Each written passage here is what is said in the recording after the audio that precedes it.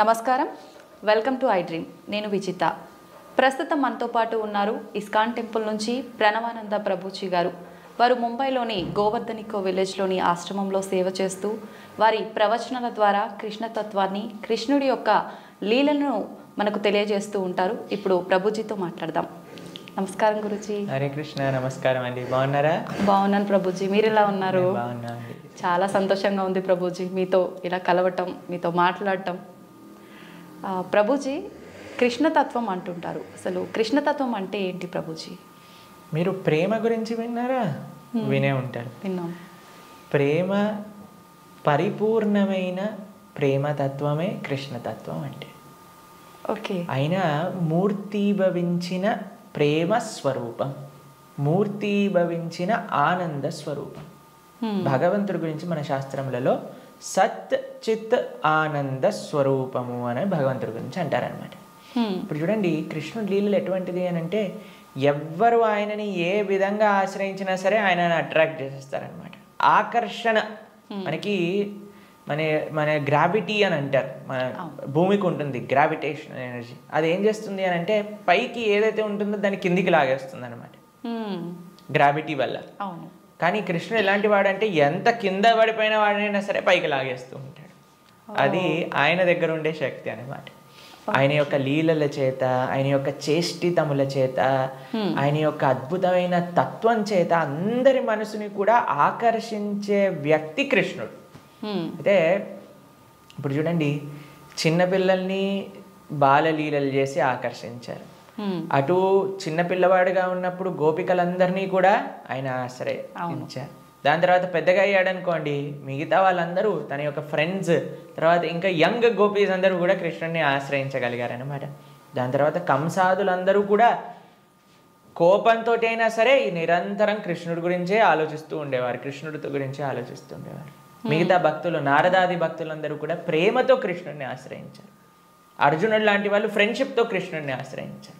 కాబట్టి ఏ విధంగా చూసినా సరే అందరినీ కూడా తన యొక్క మ్యాజిక్లో పెట్టేసేవాడు అనమాట కృష్ణుడు అని అంటే. కృష్ణతత్వం మనకి అన్నిటికంటే పరిపూర్ణమైన తత్వము అని చెప్తారు భగవద్ అవతారములలో.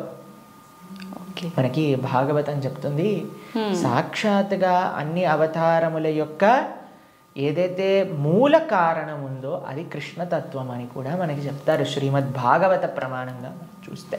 ఓకే. అయితే స్వామి అద్భుతమైన ప్రేమ, ధర్మము, ఆనందము వీటన్నిటితో కూడుకున్న తత్వమే కృష్ణతత్వం అన్నమాట. ఓకే. అయితే ప్రభుజీ, హిందువులు కృష్ణుణ్ణి అసలు ఎందుకు పూజించాలి ప్రభుజీ? హిందువు అని అంటేనే రామకృష్ణాదులందరినీ కూడా ఆరాధన చేసేవారే. సనాతన ధర్మానికి ఒక మూల స్తంభం, లేదా ఒక విధంగా చెప్పాలి అని అంటే సనాతన ధర్మానికి ఒక అన్నిటికంటే ముఖ్యమైన గ్రంథం మనకి భగవద్గీత. కృష్ణుడిని గీతాచార్యుడు అని అంటారు. కృష్ణం వందే జగత్ గురుం. మనందరికీ గురువు ఎవరు అని అంటే అది శ్రీకృష్ణుడే. గీత ద్వారా అసలు హిందూ అని అంటే ఏంటి, సనాతన ధర్మానికి చెందినవారు అని అంటే ఏంటో తెలుసా అండి? మనకి భగవంతుడి పైన నమ్మకం ఉంటే మనం హిందువులం కాదండి, మనం సనాతన ధర్మానికి చెందిన వాళ్ళం కాదు. మన శాస్త్రముల పైన నమ్మకం ఉంటే మన హిందువులం అవుతాం. చాలా మంది అనుకుంటారు, మేము గుడికి వెళ్తామండి, మేము బొట్టు పెట్టుకుంటామండి, మేము భగవంతుడికి అగరబత్తి తిప్పుతామండి కాబట్టి మేము హిందువులం. Sorry sir, you are not Hindu. మనం ఎప్పుడైతే గీత, భాగవత, రామాయణాదులు అన్నిటినీ కూడా ఒప్పుకుంటాం అప్పుడు మనం హిందువులం అవుతాం అన్నమాట. ఎందుకంటే మనకి భగవంతుడి గురించి ఎలా తెలిసిందండి? మీ కృష్ణుడు ఉన్నాడు అని ఎలా తెలిసింది? భాగవతం నుంచి తెలిసింది. రాముడు ఎలా ఉన్నాడు అనేది తెలిసింది రామాయణం నుంచి తెలిసింది. మనం రామాయణము, భాగవతము, భగవద్గీత, ఉపనిషత్తులు, వేదములు వీటిని ఒప్పుకున్నప్పుడే మనం భగవంతుడికి నమ్ముతాము అని మనకి ఆచార్యులు చెప్తారనమాట. కాబట్టి ఆస్తికత అని అంటే గ్రంథములపైన నమ్మకం పెట్టడం, మన శాస్త్రములపైన నమ్మకం పెట్టడం, మన ఆచార్యులపైన నమ్మకం పెట్టడం. కాబట్టి మనందరికీ ఎవరైతే కృష్ణుడు భగవద్గీతలో ఒక విషయం చెప్తారు, ఏంటో తెలుసా అండి? అహం బీజ ప్రదాపిత అని అంటారు. మనందరికీ తండ్రి ఆయనే.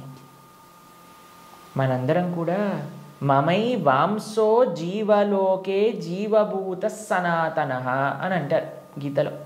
మనందరం కూడా కృష్ణుడి యొక్క అంశములు, చిన్న tiny part and parcels of Krishna అని అంటారు. అంటే మీకు ఎక్స్ప్లెయిన్ చేయాలి అని అంటే, ఒక పెద్ద బంగారపు ముద్ద ఉందనుకోండి, 1 కేజీ బంగారపు ముద్ద ఉంది, మీకు ఒక ఉంగరం చేయించుకోవాలి అని అందనుకోండి, దాంట్లో కొద్ది బంగారం తీసి మనం ఉంగరం చేయిస్తాం. కృష్ణుడు ఆ బంగారపు ముద్ద లాంటి వారు అనమాట. మనమేమో చిన్న చిన్న ఉంగరం లాంటి వాళ్ళం అనమాట.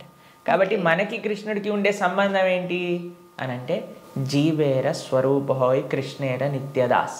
మనందరం భగవంతుడి యొక్క దాసులం, భగవంతుడికి సేవకులం అనమాట. కాబట్టి ఆయన సేవ చేయకపోతే ఇంకా మనిషే కాదు కదండి. దుర్లభో మానుషో దేహో తదపి దుర్లభమర్థతం మనుష్యత్వం ముముక్షత్వం వైకుంఠ ప్రియదర్శనం. ఈ మానవ జన్మ లభించిందే భగవంతుని తెలుసుకోవడానికి. కాబట్టి ఆ భగవంతుడి ఆరాధన అనేది ప్రతి ఒక్కరూ తప్పకుండా చేయాలి. మన సనాతన ధర్మంలో కృష్ణ రామ ఆ యొక్క సేవ, వాళ్ళ యొక్క తత్వాలను మనం శ్రవణం చేయటం, వాళ్ళకి సేవ చేయటం అనేది చాలా ముఖ్యం. కాబట్టి ప్రతి ఒక్కళ్ళు కూడా చక్కగా కృష్ణుని ఆశ్రయించాలి, కృష్ణుడి యొక్క భక్తి చేయాలి. ఓకే. అయితే ప్రభుజీ, కృష్ణుడిని ఆరాధించాలంటే కృష్ణుడి విగ్రహం అనేది మనం ఇంట్లో పెట్టుకొని ఆరాధించాల్సి ఉంటుందా గురూజీ? అసలు ఎందుకు పెట్టుకోవాలి కృష్ణుడి విగ్రహాన్ని? కృష్ణుడి యొక్క విగ్రహం ఎందుకు పెట్టుకోవాలి అని అంటే, మనం మీకు ఒక విషయం చెప్తానండి.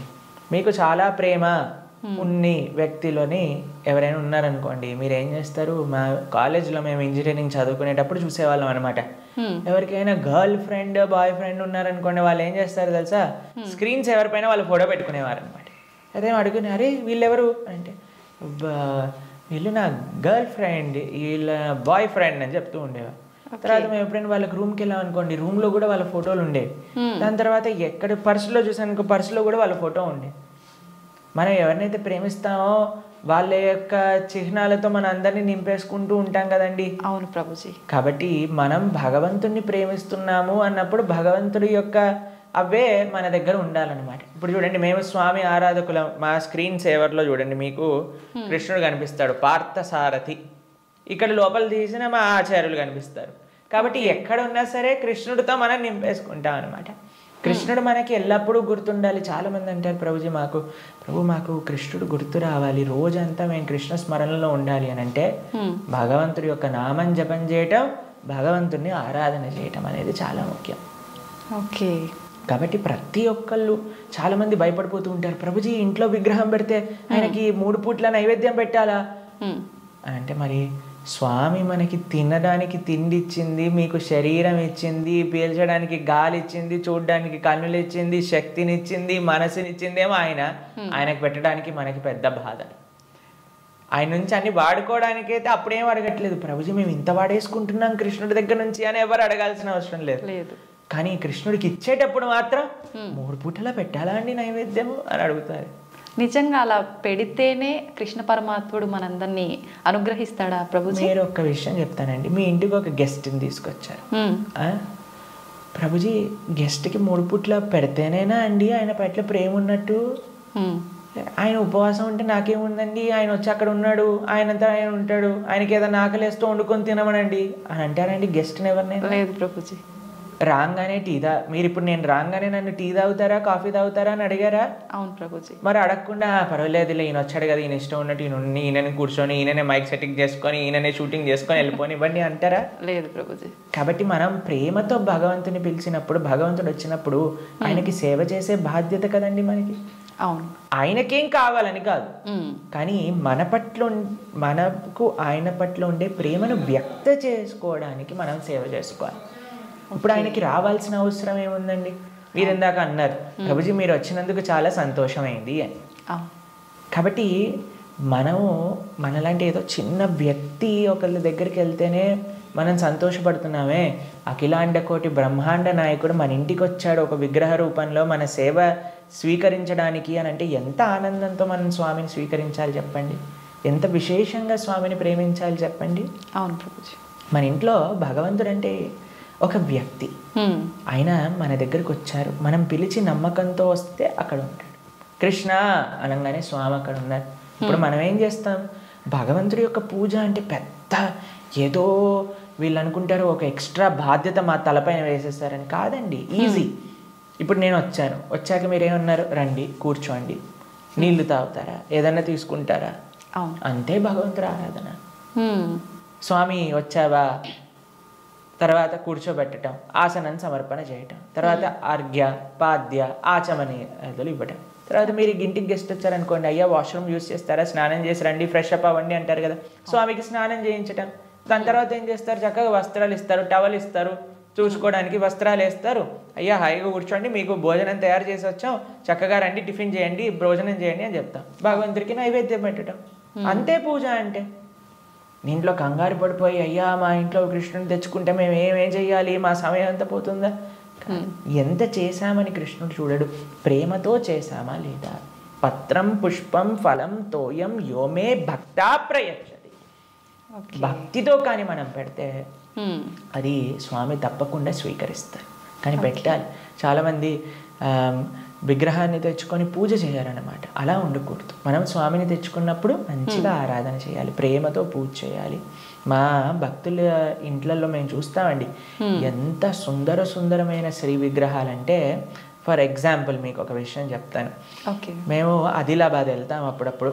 అక్కడ గిరివారి ప్రభు లక్ష్మీలీల మాతాజీ అని డివోటీస్ వాళ్ళ ఇంట్లో విగ్రహాలు ఉన్నాయి. వాళ్ళు ఎంత బాగా చేస్తారు, ప్రొద్దున పూట లేవంగానే స్వామికి చక్కగా వాళ్ళు ఉయ్యాల్లో పడుకోబెడతారనమాట రాత్రిపూట. అయితే పడుకునే ముందు ఏం చేస్తారో తెలుసా అండి, వాళ్ళు చక్కగా కాళ్ళు ఒత్తుతారు స్వామికి. కాళ్ళు ఒత్తి చేతులకి మాలిష్ చేసి తర్వాత పడుకోబెడతారు. అన్ని అలంకరణలు తీసేసి నైట్ డ్రెస్ వేసినట్టుగా పడుకోబెడతారు. పడుకొని ఇప్పుడు చలికాలం అనుకోండి, ఒక చక్కటి రజాయి షాల్ కూడా కలిపి పెడతారనమాట. ప్రొద్దున పూట లేస్తారు. లేపాక చిన్నపిల్లవాడిని ఎలా మనం కూర్చోబెట్టి ఆయనను రెడీ చేసి ఎలా అయితే చేస్తామో అలా కూర్చోబెట్టి స్వామికి అలంకరణ చేసి, పిల్లలందరూ వాళ్ళ ఇంట్లో 3 పిల్లలు ఉన్నారనమాట. 3 పిల్లలు వచ్చి భగవంతుడికి ఆరతి చేస్తారు. అమ్మ నాన్న అందరూ ఇంటిల్లిపాది భగవంతుడి యొక్క సేవ చేసుకుంటారు. మీకు ఒక విషయం చెప్తా, a family that praise together stays together. మనం అన్నీ చేస్తామండి. ఇంటిల్లిపాది అందరిని తీసుకొని సినిమాకి వెళ్ళొచ్చు, ఇంటిల్లిపాది అందరిని తీసుకొని హోటల్కి వెళ్ళొచ్చు, ఇంటిల్లిపాది అందరిని తీసుకొని పార్క్కి వెళ్ళొచ్చు. అయినా సరే మాకు ఫోన్ చేసి చెప్తున్నాను, ప్రభుజీ మా ఇంట్లో ఎవరు మమ్మల్ని అండర్స్టాండ్, పిల్లలు మాటినట్లేదు ప్రభుజీ, ఈయన గారు మాటినట్లేదు ప్రభుజీ, ఆవిడ మాటినట్లేదు ప్రభుజీ, తలనొప్పి వస్తుంది ప్రభుజీ. నేనంటే అమ్మ మీరు సినిమాకి తీసుకెళ్తున్నారు, సీరియల్ చూపిస్తున్నారు, పార్క్కి తీసుకెళ్తున్నారు, రెస్టారెంట్కి తీసుకెళ్తున్నారు, ఎప్పుడైనా మీరు నలుగురు కలిసి ఒకటేసారి భగవంతుడికి పూజ చేశారా? నలుగురు కలిసి నియమంగా ప్రతి వారం మేము గుడికి వెళ్తామండి, ప్రతి వారం మేము గోసేవ చేయడానికి వెళ్తామండి అని ఎవరైనా చేస్తున్నారా అంటే, లేదండి మా ఆయన గారు గుడికి రాదండి, నేను ఒక్కనే వెళ్తానండి, మా ఆవిడ గారు పూజ చేయరండి, నేను ఒక్కనే పూజ చేస్తానండి, మా పిల్లలు ఆడుకోవడానికి వెళ్తారు. ఏవైతే చేయకూడదో అన్ని నలుగురు కలిసి చేస్తున్నారు, ఏదైతే పని చేయాలో కలిసి చేయట్లేదు కదా. మేము అన్నాం వాళ్ళకి, ఒక నెల రోజులు కలిసి మీరు ఆలయానికి వెళ్ళండి, నెల రోజులు కలిసి గోశాలకు వెళ్ళి గోసేవ చేయండి, ఒక నెల రోజులు కలిసి ఒక 5 నిమిషాలైనా సరే భగవంతుడు ముందు ప్రార్థన చేయండి అంటే, నెల రోజుల తర్వాత మాకు ఫోన్ చేశారు. ఫోన్ చేసి ప్రభుజీ ఇప్పుడు మేము ఇంతకు ముందు కంటే చాలా ప్రశాంతంగా ఉన్నాం, ఇంతకు ముందు కంటే చాలా మార్పు మా జీవితాల్లో వచ్చింది. కాబట్టి మేమన్నా ఇలానే చేస్తూ ఉండండి, ఇంకా శాంతి మీ ఇంట్లో పెరుగుతుంది. కాబట్టి మనకు ఒక కామన్ పాయింట్ కావాలి. ఆ కామన్ పాయింట్ మంచి సెంటర్ అయి ఉండాలి, అది భగవంతుడు.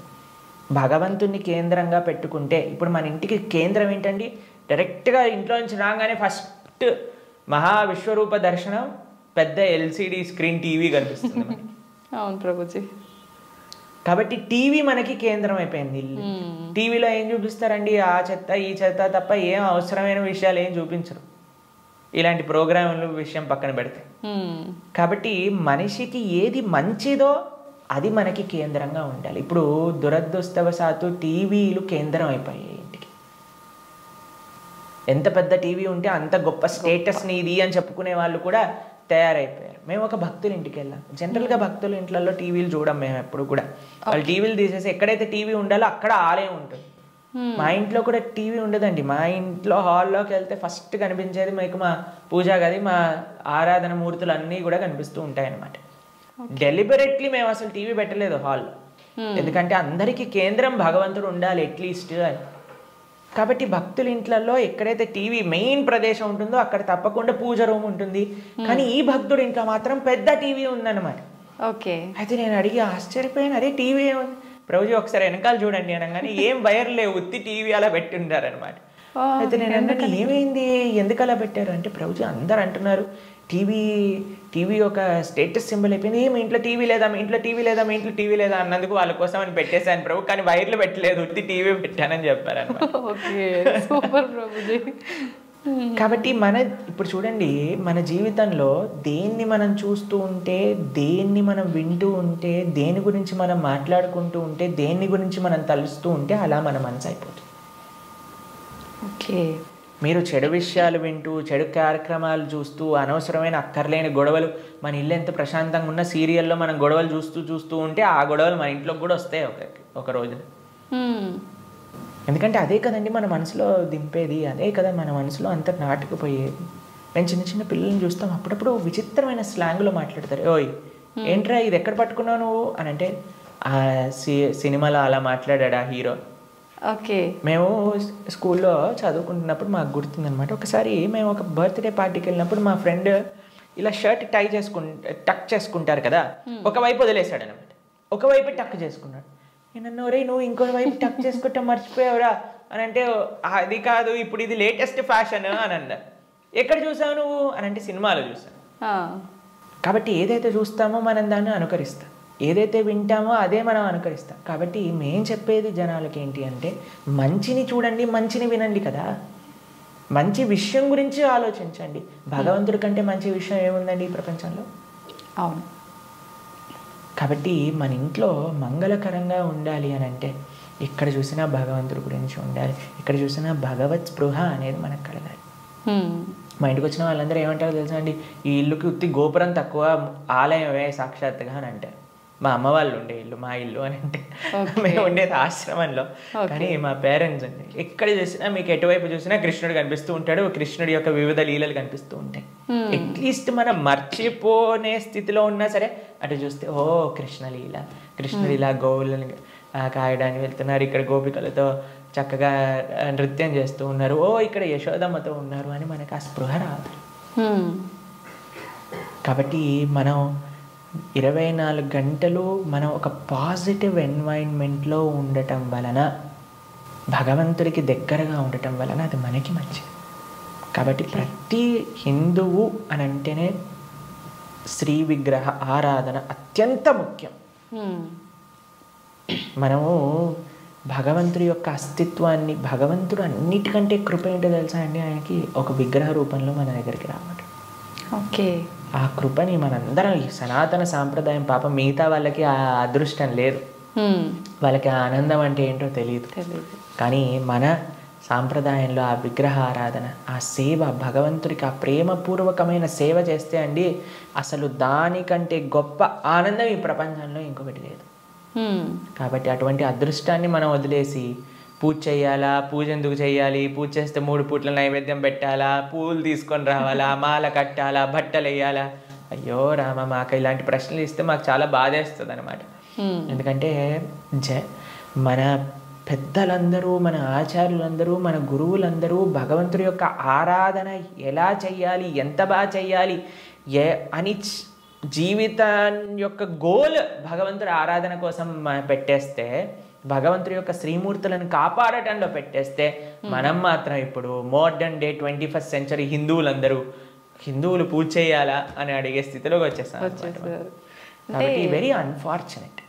పూజ చేస్తున్నాము అంటే చాలా వరకు భయం ఒకటి మొదలైంది ప్రభుజీ అందరిలో, ఏం చేస్తే ఏం తప్పు అవుతుందో, దానివల్ల మాకేమన్నా మళ్ళీ అపచారం జరుగుతుందో, ఇట్లాంటి భయాలు ఎక్కువైపోయినాయి ప్రభుజీ. అదే కదా, ఎందుకంటే మనం దేవుడితో బిజినెస్ చేయాలి అని ప్రయత్నిస్తున్నాం కాబట్టి. బిజినెస్ ట్రాన్సాక్షన్స్లో ఏదైనా తప్పు రాసాం అనుకోండి అయిపోయానండి.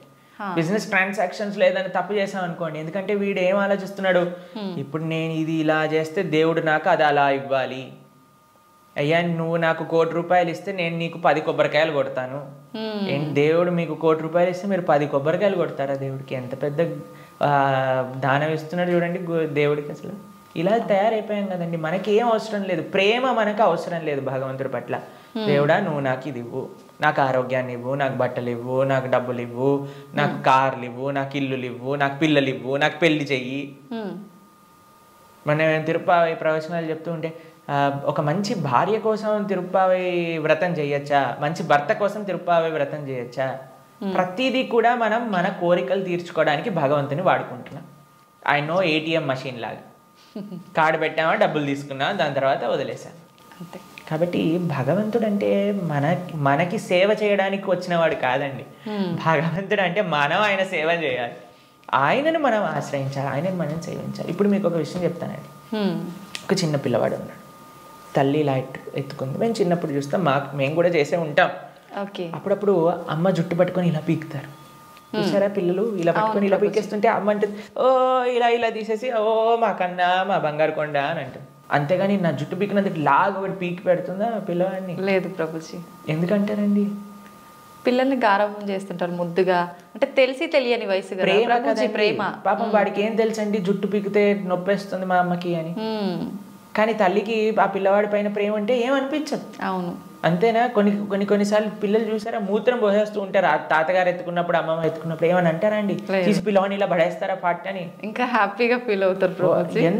ఎంత ఒకళ్ళని చూసానమాట మేము, ఓ మా పిల్లవాడు మా మనవాడు మూత్రం పోసాడే అని ఎగిలిపోతున్నాడు ఆయన. ఎందుకు? ప్రేమ ఉంది కాబట్టి భగవంతుడు ప్రేమైకమూర్తి. అందుకే కృష్ణుడి గురించి ఏమన్నాం మనం? ప్రేమ స్వరూపం.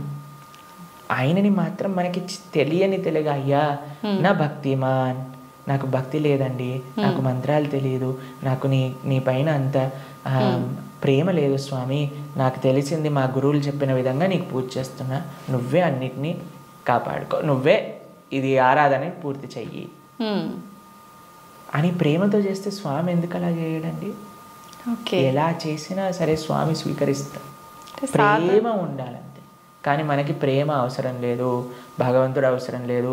అయ్యా నువ్వు నాకు ఈ కోరిక తీర్చేసేయ్, ఇదే నాకు నీతో ఉండే సంబంధం, ఇంతే. కాబట్టి ఆధ్యాత్మికవేత్తలు కూడా చేసే అన్నిటికంటే పెద్ద పొరపాటు ఏంటంటే భగవంతుణ్ణి కేవలం భౌతిక కోరికల కోసం ఆశ్రయించాలి అని చెప్పటం అన్నిటికంటే పెద్ద అపరాధం. కాబట్టి ఎప్పుడూ అలా చేయకూడదు. స్వామిని ప్రేమతో ఒక తండ్రిలా, ఒక పిల్లవాడిలా, లేదా ఒక స్వామిలా మనం ఆరాధన చేయాలి. కాబట్టి దాంట్లో ఎప్పుడు తప్పు ఉండదండి. ప్రభుజీ, సాధారణ భక్తులు ఆ రకంగా కృష్ణ భగవాను పూజించిన సేవ చేసుకున్నా కూడా వస్తాడా ప్రభుజీ భగవానుడు? ప్రేమతో పిలిస్తే వస్తారు, ఎవరు పిలిచినా వస్తారు, ఎవ్వరు పిలిచినా ఆయన వస్తారు. వ్యాధస్య ఆచరణం ధ్రువస్య వయః విద్యా గజేంద్రస్య కా కుబ్జాయాం కిము నామ రూపమధికం కిం తత్సుధామోదనం వంశక్కో విదురస్య యాదవపతేరుగ్రస్య కిం పౌరుషం భక్త్యా టుష్టతి నహి గుణైర్భక్తి ప్రియో మాధవ. ఒక 5 ఏళ్ల పిల్లవాడు ధ్రువుడు పిలిచాడు, రాలేదా అండి భగవంతుడు? ఒక ఏనుగు పిలిచింది, గజేంద్రుడు వచ్చాడా లేదా? ఒక కుబ్జ అనే ఒక కురూపి స్త్రీ పిలిచింది, స్వామి కృపనిచ్చేశాడు కదా. ఉగ్రసేన మహారాజు, సుధామ, ఆయన పాపం డబ్బులే లేవు. కృష్ణుడు ఏ కులాన్ని చూసో, లేదా జ్ఞానాన్ని చూసో, లేదా డబ్బుల్ని చూసో, అందాన్ని చూసో, వయస్సుని చూసో, యోగ్యతని చూసో రాడండి. భక్త్యా టుష్టతి నహి గుణైర్భక్తి ప్రియో మాధవ. కృష్ణుడున్నాడు, స్వామి పలుకుతాడు అనే నమ్మకంతో ఎవరైతే పిలుస్తారో, ఇప్పుడు ఎవరైనా ఆ శ్రీ భగవంతుడి యొక్క విగ్రహాన్ని చూసి ఇది బొమ్మ అనుకుంటే బొమ్మలానే ఉంటాడండి. ఇది మట్టితో చేశారా అంటే మట్టే ఉంటాడు. స్వామి ఉన్నాడు అని నమ్మితే ఎక్కడైనా భగవంతుడు ఉంటాడు. ఎవరైనా చెప్పారనుకోండి, అరే ఈ మట్టి విగ్రహంలో భగవంతుడు రావటం అపరాధం అని అంటే వాడికి భగవతత్వం గురించే తెలియదు. మీకు ప్రేమ ఉందనుకోండి, ఎక్కడ పిలిచినా ఒక వ్యక్తి వస్తారు. అవునా కాదా చెప్పండి? అవును ప్రభుజీ. మేము ఒక ప్రోగ్రామ్కి వెళ్ళామండి. అయితే వాళ్ళు అన్నారు, ప్రభుజీ మా ఈ చిన్న ప్రోగ్రామ్కి వస్తారని మేము అనుకోలేదు ప్రభుజీ, కానీ పిలవంగానే మీరు వచ్చారు. ఒక చిన్న వ్యక్తినండి, ఒక ఇన్సిగ్నిఫికెంట్ పర్సెంట్ లైక్ మీ ఒక దగ్గరికి వెళ్తే వాళ్ళు ఎంత ఆనందపడ్డారు. అరే మా ప్రదేశానికి కూడా వస్తారా, మా ఇంటికి వస్తారా ప్రభుజీ అని ఆనందపడ్డారు. అదే ప్రేమతో పిలిస్తే భగవంతుడు రాడు ఈ వస్తువులోకి అని చెప్తే అసలు భగవంతుడు ప్రేమ ఉన్నట్టేనా? అసలు ఆయనకు భగవంతుడి గురించి తెలిసినట్టేనా? కాబట్టి ఎవరైతే విగ్రహారాధన దూషిస్తారో most unfortunate and most ignorant people in the entire creation. మా స్వామికి మనం అంటే ప్రేమ, మనందరం అంటే ప్రేమ, కాబట్టి మనం ఎక్కడికి పిలిచినా ఆయన వస్తారు. కాబట్టి ఆ ప్రేమ ఎవరు పిలుస్తారు అని కాదండి, ఎవ్వరు పిలిచినా సరే ప్రేమతో నమ్మకంతో కృష్ణుడు ఉన్నాడు. ద్రౌపదీదేవి పిలిచినప్పుడు రాలేదా అండి? ఏమైనా చూసుకున్నాడు ఆయన? యోగ్యతలు ఏం చూసుకోలేదే. ఎవ్వరు పిలిచినా ఆయన వస్తారు అనమాట. ఆయన రెడీగా ఉంటారు. ఆయన ఇలా ఉంటాడు, రెడీ టు జంప్ అన్నట్టుగా. ఎవరు పిలుస్తారు, ఎవరి దగ్గరికి వెళ్ళాలి అని. కానీ మనం ఏం చేస్తామండి, మన సంరక్షణ మనం చూస్తాం. అయ్యా నేను ఎలా నన్ను కాపాడుకోవాలి అని చూసుకుంటాం. కాబట్టి ఆయన హ్యాపీగా అక్కడ ఉంటారు. అయ్యా నాదేం బాధ్యత కాదు స్వామి, నీదే తండ్రి అని మనం చేతులు ఎత్తేసాం అనుకోండి, ఆయన మనల్ని కాపాడు. ఓకే ప్రభుజీ, కృష్ణ భగవానుని అవతార పరిసమాప్తి ఎలా జరిగింది ప్రభుజీ? భగవంతుడి యొక్క, మీరు అడిగినట్టుగా కరెక్ట్ విషయం అడిగారు. అవతార పరిసమాప్తి ఇలా చెప్పాలి కృష్ణుడిని సంబోధించినప్పుడు, లేదా రాముడిని, ఏ భగవంతుడి యొక్క అవతారమైనా సరే. భగవంతుడికి పుట్టుక ఉండదండి. జన్మ కర్మచమే దివ్యం. భగవంతుడు ఏం చెప్పారు? ఆయనది దివ్యమైన జన్మ. దాన్ని మనం అవతారము అని అంటే. ఇప్పుడు మీరు ఎప్పుడైనా చెప్తారా, రోజు ప్రొద్దున పూట సూర్యుడు పుడతాడు, సాయంత్రం పూట చనిపోతాడు అని అంటారా? లేదు. ఏమంటాం మనం? సూర్యుడు ఉదయించాడు, అస్తమించాడు, అంతేనా? అవును ప్రభుజీ. భగవంతుడు కూడా ఉదయిస్తాడు, భగవంతుడు కూడా అస్తమిస్తాడు. సూర్యుడు అస్తమిస్తాడు అంటే పోయినట్టేనా? ఇంకా ఆయన నీకు కనిపించట్లేదు, కానీ ఇంకెక్కడ ఉన్నట్టే కదా. అవును. ఇప్పుడు మనకి ఇండియాలో సూర్యాస్తమయం అయిపోయింది అంటే ఇంకో దేశంలో సూర్యోదయం అవుతున్నట్టు కదా. కాబట్టి భగవంతుడు ఎప్పుడూ ఎల్లప్పుడూ కూడా ఆయనకి మరణము అనేది ఉండదు, జన్మ అనేది ఉండదు. ఆయన మన పైన కృపతో అవతారాన్ని స్వీకరిస్తారనమాట. ఓకే, మీకు ఒక విషయం చెప్తాను. కొంతమందికి మెమరీ లాస్ పేషెంట్స్ ఉంటారు. మెమరీ లాస్ పేషెంట్స్ దగ్గరికి ఏం చేస్తారంటే అండి, వాళ్ళకి ఇంతకు ముందు ఉండే మెమరీస్ని చూపిస్తారనమాట. వాళ్ళ పిల్లల్ని, లేదా వాళ్ళు చిన్నప్పుడు తీసిన ఫొటోస్ని, వాళ్ళు ఉన్న ఊర్లని, అవన్నీ ఇలా చూపిస్తూ ఉంటారనమాట. చూపిస్తూ ఉంటే కొన్నిసార్లు ఏదో ఒకటి వాళ్ళ బ్రెయిన్కి ఇలా క్లిక్ అయ్యి అప్పుడు వాళ్ళు గుర్తుపట్టడం ప్రారంభిస్తారనమాట. వాళ్ళు ఎక్స్టర్నల్ కాన్షియస్నెస్లోకి వస్తారు. భగవంతుడి యొక్క అవతారం ఎందుకోసము అని అంటే, మనందరం ఈ సంసార సాగరంలో పడి కొట్టుకుపోతున్నాము. ఏదో మనం కూడా మెమరీ లాస్ అయిపోయినట్టు ఇదే నా వాళ్ళు, ఇదే నా ప్రపంచం, ఇదే నా ఇల్లు అని తిరుగుతున్నారు.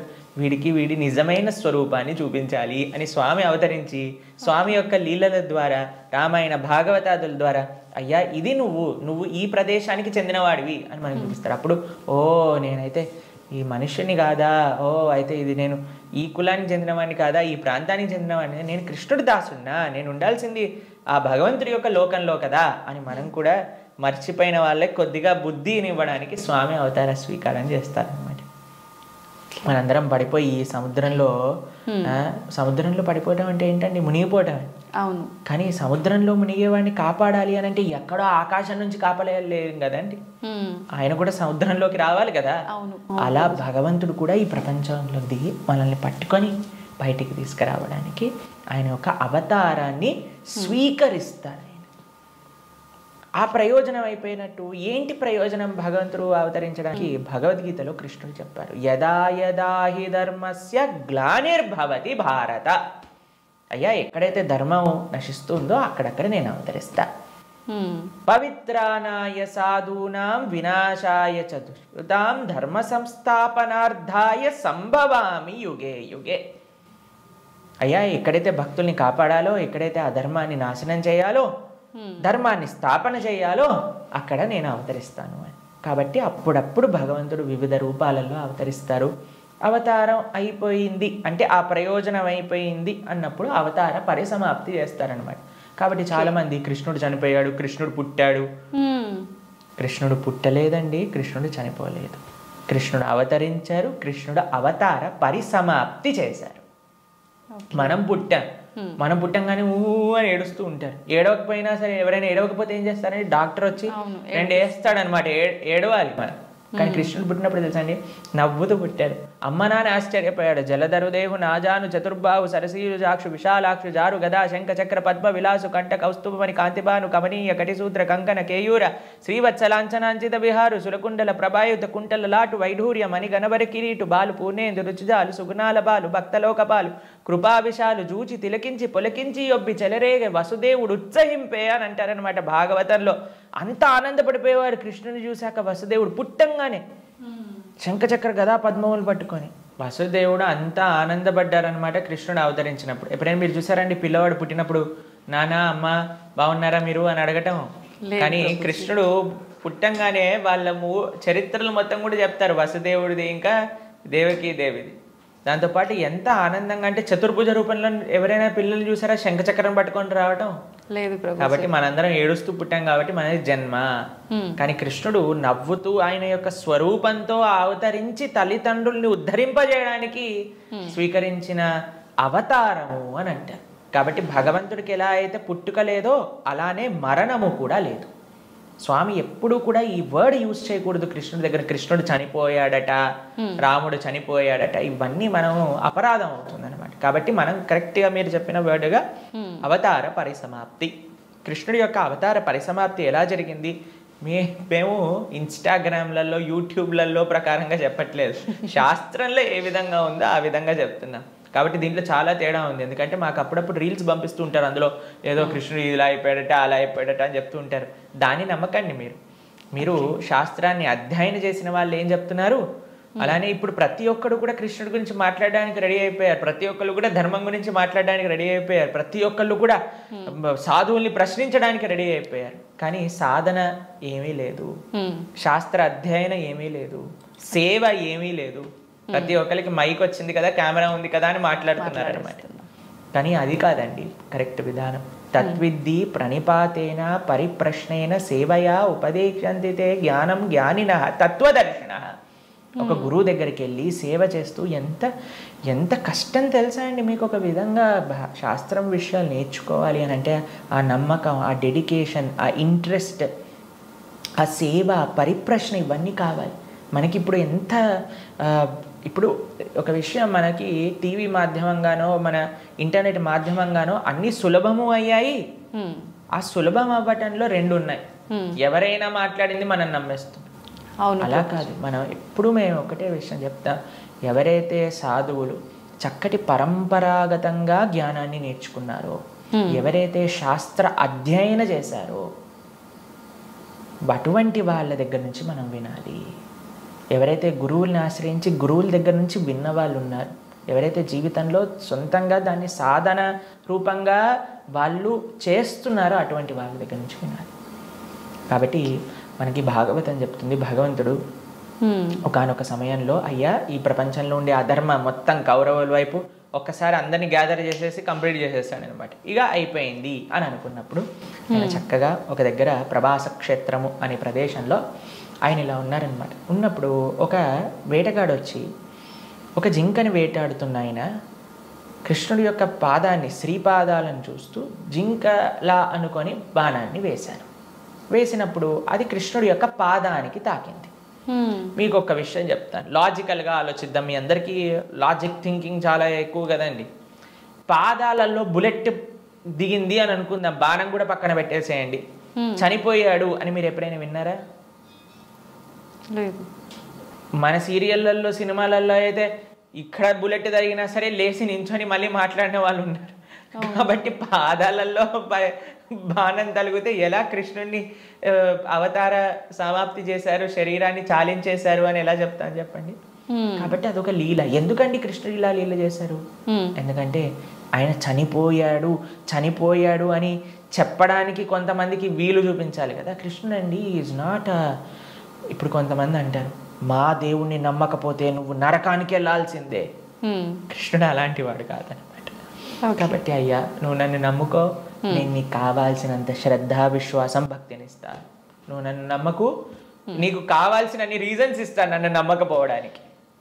కాబట్టి అటువంటి వాళ్ళకు ఒక రీజన్ ఇవ్వడానికి అనమాట. భక్తులకి భగవంతుడు అంటే ఎంత అపరిమితమైన ప్రేమ ఉంటుంది అని అంటే స్వామి యొక్క అవతార పరిసమాప్తి గురించి. ఎందుకంటే స్వామి యొక్క ఈ ప్రపంచంలో ఇలా ఉన్న, స్వామి అక్కడ ఉన్న భక్తులకు ఒకటే. అప్పుడు జరా అనేవాడికి ఏం చెప్పారు, అయ్యా తప్పైపోయింది స్వామి, నీ శ్రీపాదానికి నేను బాణం వేసా అంటే, ఏం కంగారు పడకు, నువ్వు వైకుంఠానికి వెళ్ళిపో అంటే ఆయన ప్రదక్షిణ చేసి ఆయన వైకుంఠానికి వెళ్ళిపోతాడు బాణం వేసినోడు. కానీ బాణం తలిగిన వాడేమో చనిపోయాడు, శరీరాన్ని విడిచిపెట్టేశారు. ఒకళ్ళు చెప్తున్నారు కృష్ణుడు నరకంలో ఉన్నాడట. ఏంటండి, బాణం వేసిన వాడిని వైకుంఠానికి పంపించి ఈయనెందుకు నరకానికి వెళ్తారు చెప్పండి.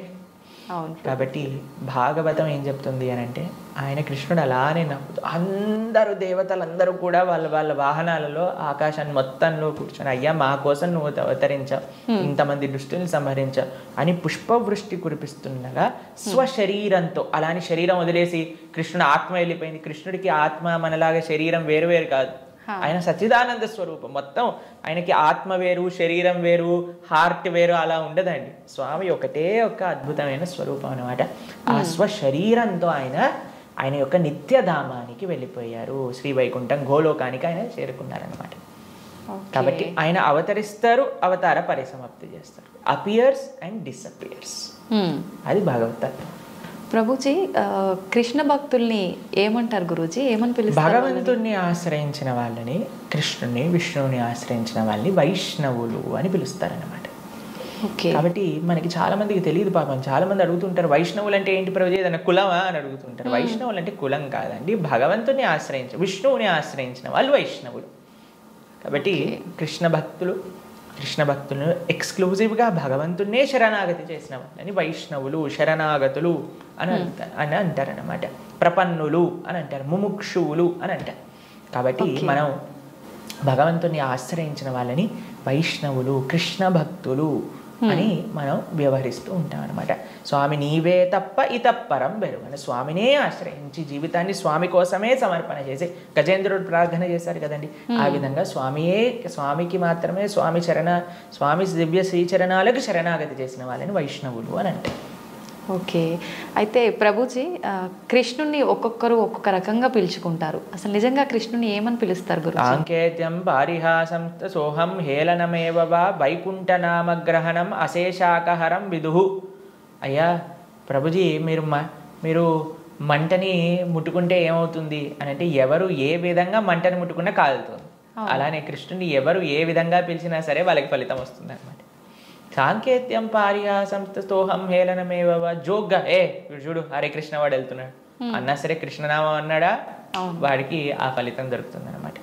వీళ్ళు హరే కృష్ణ వాళ్ళు పుస్తకాలు డిస్ట్రిబ్యూట్ చేస్తుంటారు రోడ్డు పైన అని కోపంగా అన్నా, కృష్ణుడు చెప్పాను కదా పని చేస్తుంది అనమాట.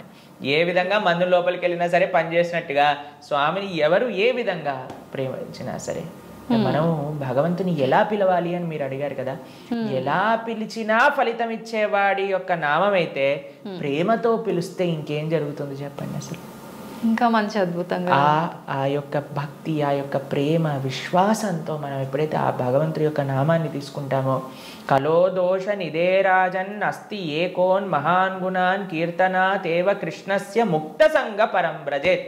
ఈ కలియుగంలో అన్ని దోషాలతో నిండిపోయింది. ఎక్కడ చూసినా సరే అండి, మాకు ఫోన్ చేసిన వాళ్ళందరూ ప్రభుజీ ఈ బాధ, ఆ బాధ, ఈ కష్టం, వాడు అలా చేశాడు, వీడు ఇలా చేశాడు, వీళ్ళు అలా మోసం చేశారు, వాళ్ళు అలా మాట్లాడుతున్నారు, వీళ్ళు ఇలా ఇబ్బంది పెడుతున్నారు, ఇదే అండి ఎక్కడ చూసినా సరే.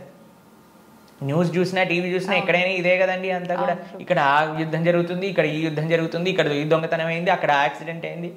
ఎక్కడ చూసినా ఈ ప్రపంచంలో కష్టాలే అట. ఈ కష్టాలతో నిండిపోయిన ఈ ప్రపంచంలో నుంచి బయటపడాలి అని అంటే ఏకైక మార్గం ఏమిటి అని అంటే భగవంతుడి యొక్క నామస్మరణ. కేవలం భగవన్నామస్మరణ మాత్రమే మనల్ని తరింపజేస్తుంది ఈ ప్రపంచంలోంచి. అందుకే కృతేయ ధ్యాయతో విష్ణుం త్రేతాయాం యజతో మకై ద్వాపరే పరిచర్యాయాం కలో తత్హరికీర్తనం. ఈ కలియుగంలో శాస్త్రం ఇచ్చిన ఒక అద్భుతమైన ఔషధం ఏంటి అని అంటే భగవన్నామ స్మరణ. ప్రేమతో, మనస్సుతో ఆ భగవంతుడి యొక్క నామాన్ని స్మరించాలి. హరే కృష్ణ కృష్ణ కృష్ణ హరే హరే, హరే రామ రామ రామ హరే హరే. ఇది మహామంత్రం.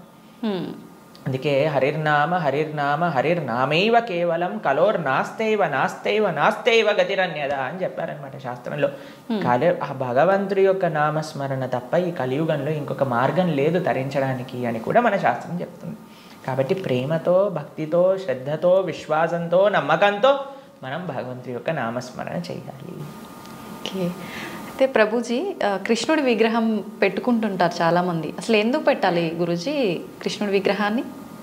ఇందాక మనం మాట్లాడుకున్నట్టుగా మనకి ఏ వ్యక్తి పైన అయితే ప్రేమ ఉంటుందో ఆ వ్యక్తి యొక్క స్వరూపం మన దగ్గర ఉంటుంది. కాబట్టి మన యొక్క స్వరూపమే భగవంతుడి యొక్క దాసులు.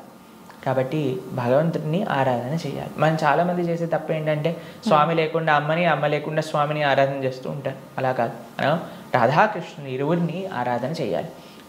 మీరు ఇంట్లో శ్రీ విగ్రహాలను పెట్టుకుంటున్నారు అని అంటే ఆరాధన కూడా తప్పకుండా చేయాలి. భగవంతుడికి నైవేద్యం పెట్టడం, ఆరతి ఇవ్వటం, ఉత్సవాలు జరపటం, అభిషేకాలు చేయటం, వీటన్నింటినీ కూడా చక్కగా చేసుకోవాలి. ఇది ప్రియారిటీగా చేసుకోవాలి. ఇది చేసుకుంటే మీ జీవితంలో ఆనందం వస్తుందండి. మిగతాది ఏది చేసినా ఆనందం రాదు. కాబట్టి మనం ప్రణవానంద దాస్ అనే యూట్యూబ్ ఛానల్లో మనకి సదాచారం కోర్సులో మనం ఎలా భగవంతుడి యొక్క ఆరాధన చేయాలి అని చెప్పి ఉన్నాం. దాన్ని తప్పకుండా శ్రవణం చేయండి. అలానే భగవంతుడి యొక్క శ్రీ విగ్రహాలు మీరు తీసుకునే ముందు మనం సంపూర్ణ భాగవతాన్ని చెప్పుకున్నాం. గీతా భాగవతాలు మన ప్రణవానంద దాస్ అనే ఛానల్లో మీకు లభిస్తాయి. ఈ మొత్తం సిరీస్ని శ్రవణం చేయండి. అప్పుడు మీకు అసలు ఎందుకు నేను భగవంతుని ఆరాధన చేయాలి అనే దానిపైన క్లారిటీ వస్తుంది. దాని తర్వాత ఎలా ఆరాధన చేయాలి అనేది మీరు తర్వాత చూసుకుందరు. కానీ కాబట్టి మనం హిందువులుగా కేవలం నేమ్ సేక్ హిందూస్ అవ్వకూడదు. కేవలం బొట్టు పెట్టుకునే హిందూస్ అవ్వకూడదు. శనివారం ఉపవాసం చేసే హిందువులం అవ్వకూడదు. సంవత్సరానికి ఒకసారి వెంకటేశ్వర స్వామి దర్శనం చేసుకునే హిందువులం అవ్వకూడదు.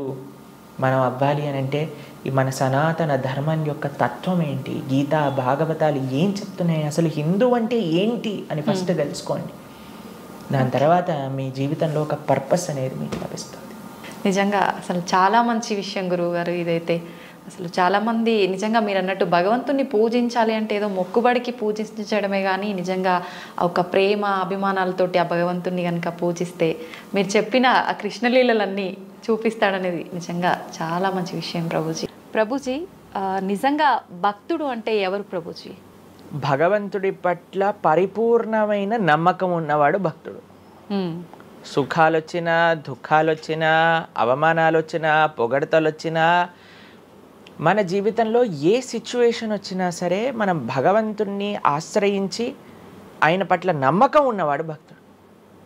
చాలాసార్లు ఏమవుతుందంటే అండి, మనకి మంచి జరుగుతున్నప్పటి వరకు వెరీ గుడ్, మనం చాలా భగవద్భక్తులం అని అంటే, కానీ ఏదన్నా చెడు జరిగిపోయింది ఏమనుకోండి, నాకెందుకు ఇలా జరిగింది, నేను ఇంత మంచివాడిని, ఆయన ఎందుకు అలా చేయలేదు, కాబట్టి ఈయన నాకొద్దు అని అంటారు చాలా మంది. మీరు ఆశ్చర్యపోతారు. అసలు నాకు నా భక్తి జీవితంలో చాలా ఇన్స్పిరేషన్గా అనిపించింది. నేను ఇప్పుడు మనకి తెలుసు పాలస్తీన్ ఇంకా ఇజ్రాయెల్లో వార్ జరుగుతుంది, గాజా అనే ప్రదేశంలో. అయితే ఒక ఆవిడ, అసలు చాలా వీడియోస్ చూశాను ఒకదాని తర్వాత ఒకటి, అక్కడ ఉండే వాళ్ళు మొత్తం ఫ్యామిలీ నష్టం అయిపోయినా, పిల్లలు చనిపోయినా, ఏం చేసినా సరే వాళ్ళు ఇలా అంటున్నారనమాట, ఏ అల్లా నువ్వు మాకు ఇది చేసావు కానీ మేము మాత్రం నీకు స్తోత్రం చేస్తాం. వాళ్ళ లాంగ్వేజ్లో వాళ్ళు చెప్తున్నారనమాట, నువ్వు ఏం చేసినా సరే మా మంచికే చేస్తావని నాకు తెలుసు, కాబట్టి ఇంకా ఇంకా మేము మిమ్మల్ని పొగుడుతూనే ఉంటాము. ఆ సిచ్యువేషన్లో కూడా అసలు ఆ నమ్మకం ఎలా ఉంది అని నాకు చాలా ఇన్స్పిరేషన్గా అనిపించింది. అరే ఎంత ట్రూ డివోషన్ వాళ్ళకి ఉన్నది, ఒక నమ్మకం వాళ్ళ దేవుడి పట్ల వాళ్ళకు ఉన్నది. కానీ మనం ఎన్నిసార్లు చాలామంది చూస్తుంటాం. మొన్న నాకు ఎవరో వీడియో పంపించారు, అందులో చెప్తారు ఒక వెంకటేశ్వర స్వామి ఫోటో ఉంటుందన్నమాట. ఒక ఆవిడ చెప్తారు, ఓయ్ నేను చెప్పింది చేస్తావా లేదా, ఇంకో దేవుడిని తీసుకొచ్చి పెట్టేయాలనా అని అంటుందన్నమాట. అయితే నేను చూసి ఆశ్చర్యపోయాను అనమాట. మనకి ఎందుకు ఇలాంటి ఫేత్, ఇలాంటి నమ్మకం ఎందుకు లేదు? ఎప్పుడైతే మనం ఎంతైతే మనకి ఇన్వెస్ట్మెంట్ చేస్తామో అంతే రిటర్న్ వస్తుంది కదండి. అలానే మన నమ్మకం, మాన అపమానాలు, ఇవి సుఖ దుఃఖాలు, ఇవన్నీ ప్రపంచంలో ఒక భాగం అండి. ఇదంతా జీవితంలో ఒక భాగం. అందుకే మన సనాతన సంస్కృతిలో ఎప్పుడు మంచే ఉంటుంది అని చెప్పారు. అందుకే ఈ ఉగాది పచ్చడి మన నూతన సంవత్సరం ప్రారంభమైనప్పుడు షడ్రుజోపేతం కదండి, చెప్పుకున్నాం. కాబట్టి ప్రతి ఒక్కటి కొద్దిగా అది కావాలి, కొద్దిగా ఇది కావాలి. కానీ మనం ఏం చేస్తామంటే, ఎవరికైతే అచంచల విశ్వాసం ఉంటుందో భగవంతుడి పట్ల, స్వామి నువ్వేం చేసినా నా మంచే చేస్తావు అనేవాడు నిజమైన భక్తుడు. కాబట్టి ఎక్కడి నుంచైనా ఆ విశ్వాసం, ఆ శ్రద్ధ కానీ మనం నేర్చుకోగలిగితే ఇట్ ఈస్ ఎక్స్ట్రీమ్లీ వండర్ఫుల్ అనమాట. ఆ శ్రద్ధ, స్వామి నువ్వు ఏం చేసినా సరే నేను నిన్నే కొలుస్తా, అటువంటి శ్రద్ధ మన దగ్గర ఉండిందండి, మన దగ్గర ఉండింది. ఉండి మన మనం ఆచరించట్లేదు. పూర్వీకులు, రాజులు, మహారాజులు, అసలు మన సంస్కృతి, సిక్కులు ఎవరైతే మనకి వాళ్ళ జీవితాన్ని త్యాగం చేసేసారు వాళ్ళ ధర్మాన్ని కాపాడుకోవడానికి. మనం చూస్తాం. అసలు ఇప్పుడు ఏంటంటే అండి, నాకు అన్నిటికంటే బాధాకరమైన విషయం ఏంటంటే, ఈ ప్రజెంట్ డే యూత్ ఉన్నారు కదా, వాళ్ళకి మన దేశ సంస్కృతి గురించి తెలియదు, మన దేశ హిస్టరీ గురించి తెలియదు, మన కల్చర్ గురించి తెలియదు, మన ఆధ్యాత్మికత గురించి తెలియదు. తెలుసుకోవాలి అనే ప్రయత్నం కూడా చేయట్లేదు. ఎవరు అసలు దేశాన్ని కాపాడాలనుకుంటుంది? అసలు మన పూర్వీకులు మనకి ఎలాంటి సంపత్తిని ఇచ్చారు? ఏవో టీవీలలో వచ్చే చెత్త ప్రోగ్రాములు చూడటము, టైం వేస్ట్ చేసేయటము. ఇప్పుడు మాకు చెప్తున్నారు ఎవరో బిగ్ బాస్ అనేదో ప్రోగ్రామ్ వస్తుందట. జనాలందరూ అసలు ఏమొస్తుంది చెప్పండి? మన జీవితంలో ఏదైనా మార్పు కలగలిచా మనకి? లేదు. ఎవడో ఒకటి చోట వాడు డబ్బులు సంపాదించుకుంటూ వాడు చేసే చెత్త పనులన్నీ మనం చూస్తూ ఉంటే, మనం వింటూ ఉంటే, దాని తర్వాత చూస్తే పర్వాలేదు. ఆ వ్యక్తుల పట్ల అపరిమితమైన ప్రేమను పెంచుకొని, ఒకళ్ళు నాకు ఈ మధ్య ఎక్స్ప్లెయిన్ చేస్తున్నారనమాట, ఒక్కొక్కళ్ళకి ఆర్మీ అని తయారైపోయి వేరే వాళ్ళని దూషించటం, వేరే వాళ్ళని తిట్టడం. ఈ సమాజం ఇలా ఉంటే నీకు ఒక బిగ్ బాస్ అనే ఒక టైం వేస్టర్ని కావాలి, అది అయిపోగానే ఐపీఎల్ అనే ఒక టైం వేస్టర్, దాని తర్వాత నెట్ఫ్లిక్స్, అమెజాన్ ప్రైమ్, ఇవన్నీ ఎప్పుడు ఉన్నాయి. మనకి నిజంగా మేము కొన్నిసార్లు యూత్ని కలిసినప్పుడు అడుగుతామండి, అరే మన దేశ రాజకీయాల గురించి తెలుసా అని అంటే, తెలుసండి. ఎవరి దగ్గర నుంచి తెలుసుకున్నావు అని అంటే ఒక యూట్యూబర్ పేరు చెప్తారు. ఆ యూట్యూబర్ ఏమో ఎక్కడో వేరే దేశంలో కూర్చొని మన సంస్కృతిని, మన రాజకీయాల్ని ఎలా ఒక వేరే దిశగా నడిపించాలో నడిపిస్తుంటారు. వాడివన్నీ వింటూ వీళ్ళు ప్రభావితం అయిపోతారు అనమాట. కానీ ఏంటి అసలు మన సంస్కృతి అంటే ఏంటి, మన ధర్మం అంటే ఏంటి? అసలు కొద్దిసం భగవంతుడు చాలా దూరం అనుకోండి, కనీసం మన భారతీయత అంటే ఏంటో కూడా తెలియదండి అసలు ఇలాంటి పిల్లలకి. ఈ మధ్యలో పిల్లల్ని మర్చిపోకండి. పేరెంట్స్ ఎంతమంది దృష్టి చూపిస్తున్నారు చెప్పండి? చాలా తక్కువ మంది ప్రభుజీ. ఎప్పుడు చూడు ఏ సినిమాకి వెళ్దామా, ఏ సీరియల్ చూద్దామా, ఏ రియాలిటీ షో చూద్దామా, ఏ మూవీ సిరీస్, వెబ్ సిరీస్ కొత్తగా రిలీజ్ అయిందా, ఏ ఇన్స్టాగ్రామ్లో వీడియోస్ చూద్దామా, ఇలానే ఉండిపోతే మన దేశం ఎటు వెళ్తుంది, మన రాజ్యం ఎటు వెళ్తుంది, మన సంస్కృతి ఎటు వెళ్తుంది ఒకసారి చెప్పండి. కాబట్టి భక్తి అనేది ఒక ప్రస్తుత సమాజంలో అర్థం చేసుకోవటము అనేది, ఎప్పుడైతే ప్రతి ఒక్కళ్ళు తమ దగ్గర ఉండే సమయాన్ని వెచ్చిస్తారో, ఎప్పుడైతే నేను తెలుసుకోవాలి అనే ఒక ఇచ్చ మనసులో ఉంటుందో, అప్పుడు మాత్రమే తెలియపడే ఒక అద్భుతమైన జ్ఞానం అండి అది. తత్విద్ధి ప్రణిపాతేన పరిప్రశ్నేన సేవయా అని కృష్ణుడు భగవద్గీతలో చెప్పారు. ఆధ్యాత్మిక జ్ఞానం అంటే ఎలానో అలా తెలుసుకోలేమండి, దానికి సమయాన్ని వెచ్చించాలి, దానికి ఇంట్రెస్ట్ మన లోపల కలిగి సమయాన్ని తీసుకోవాలి.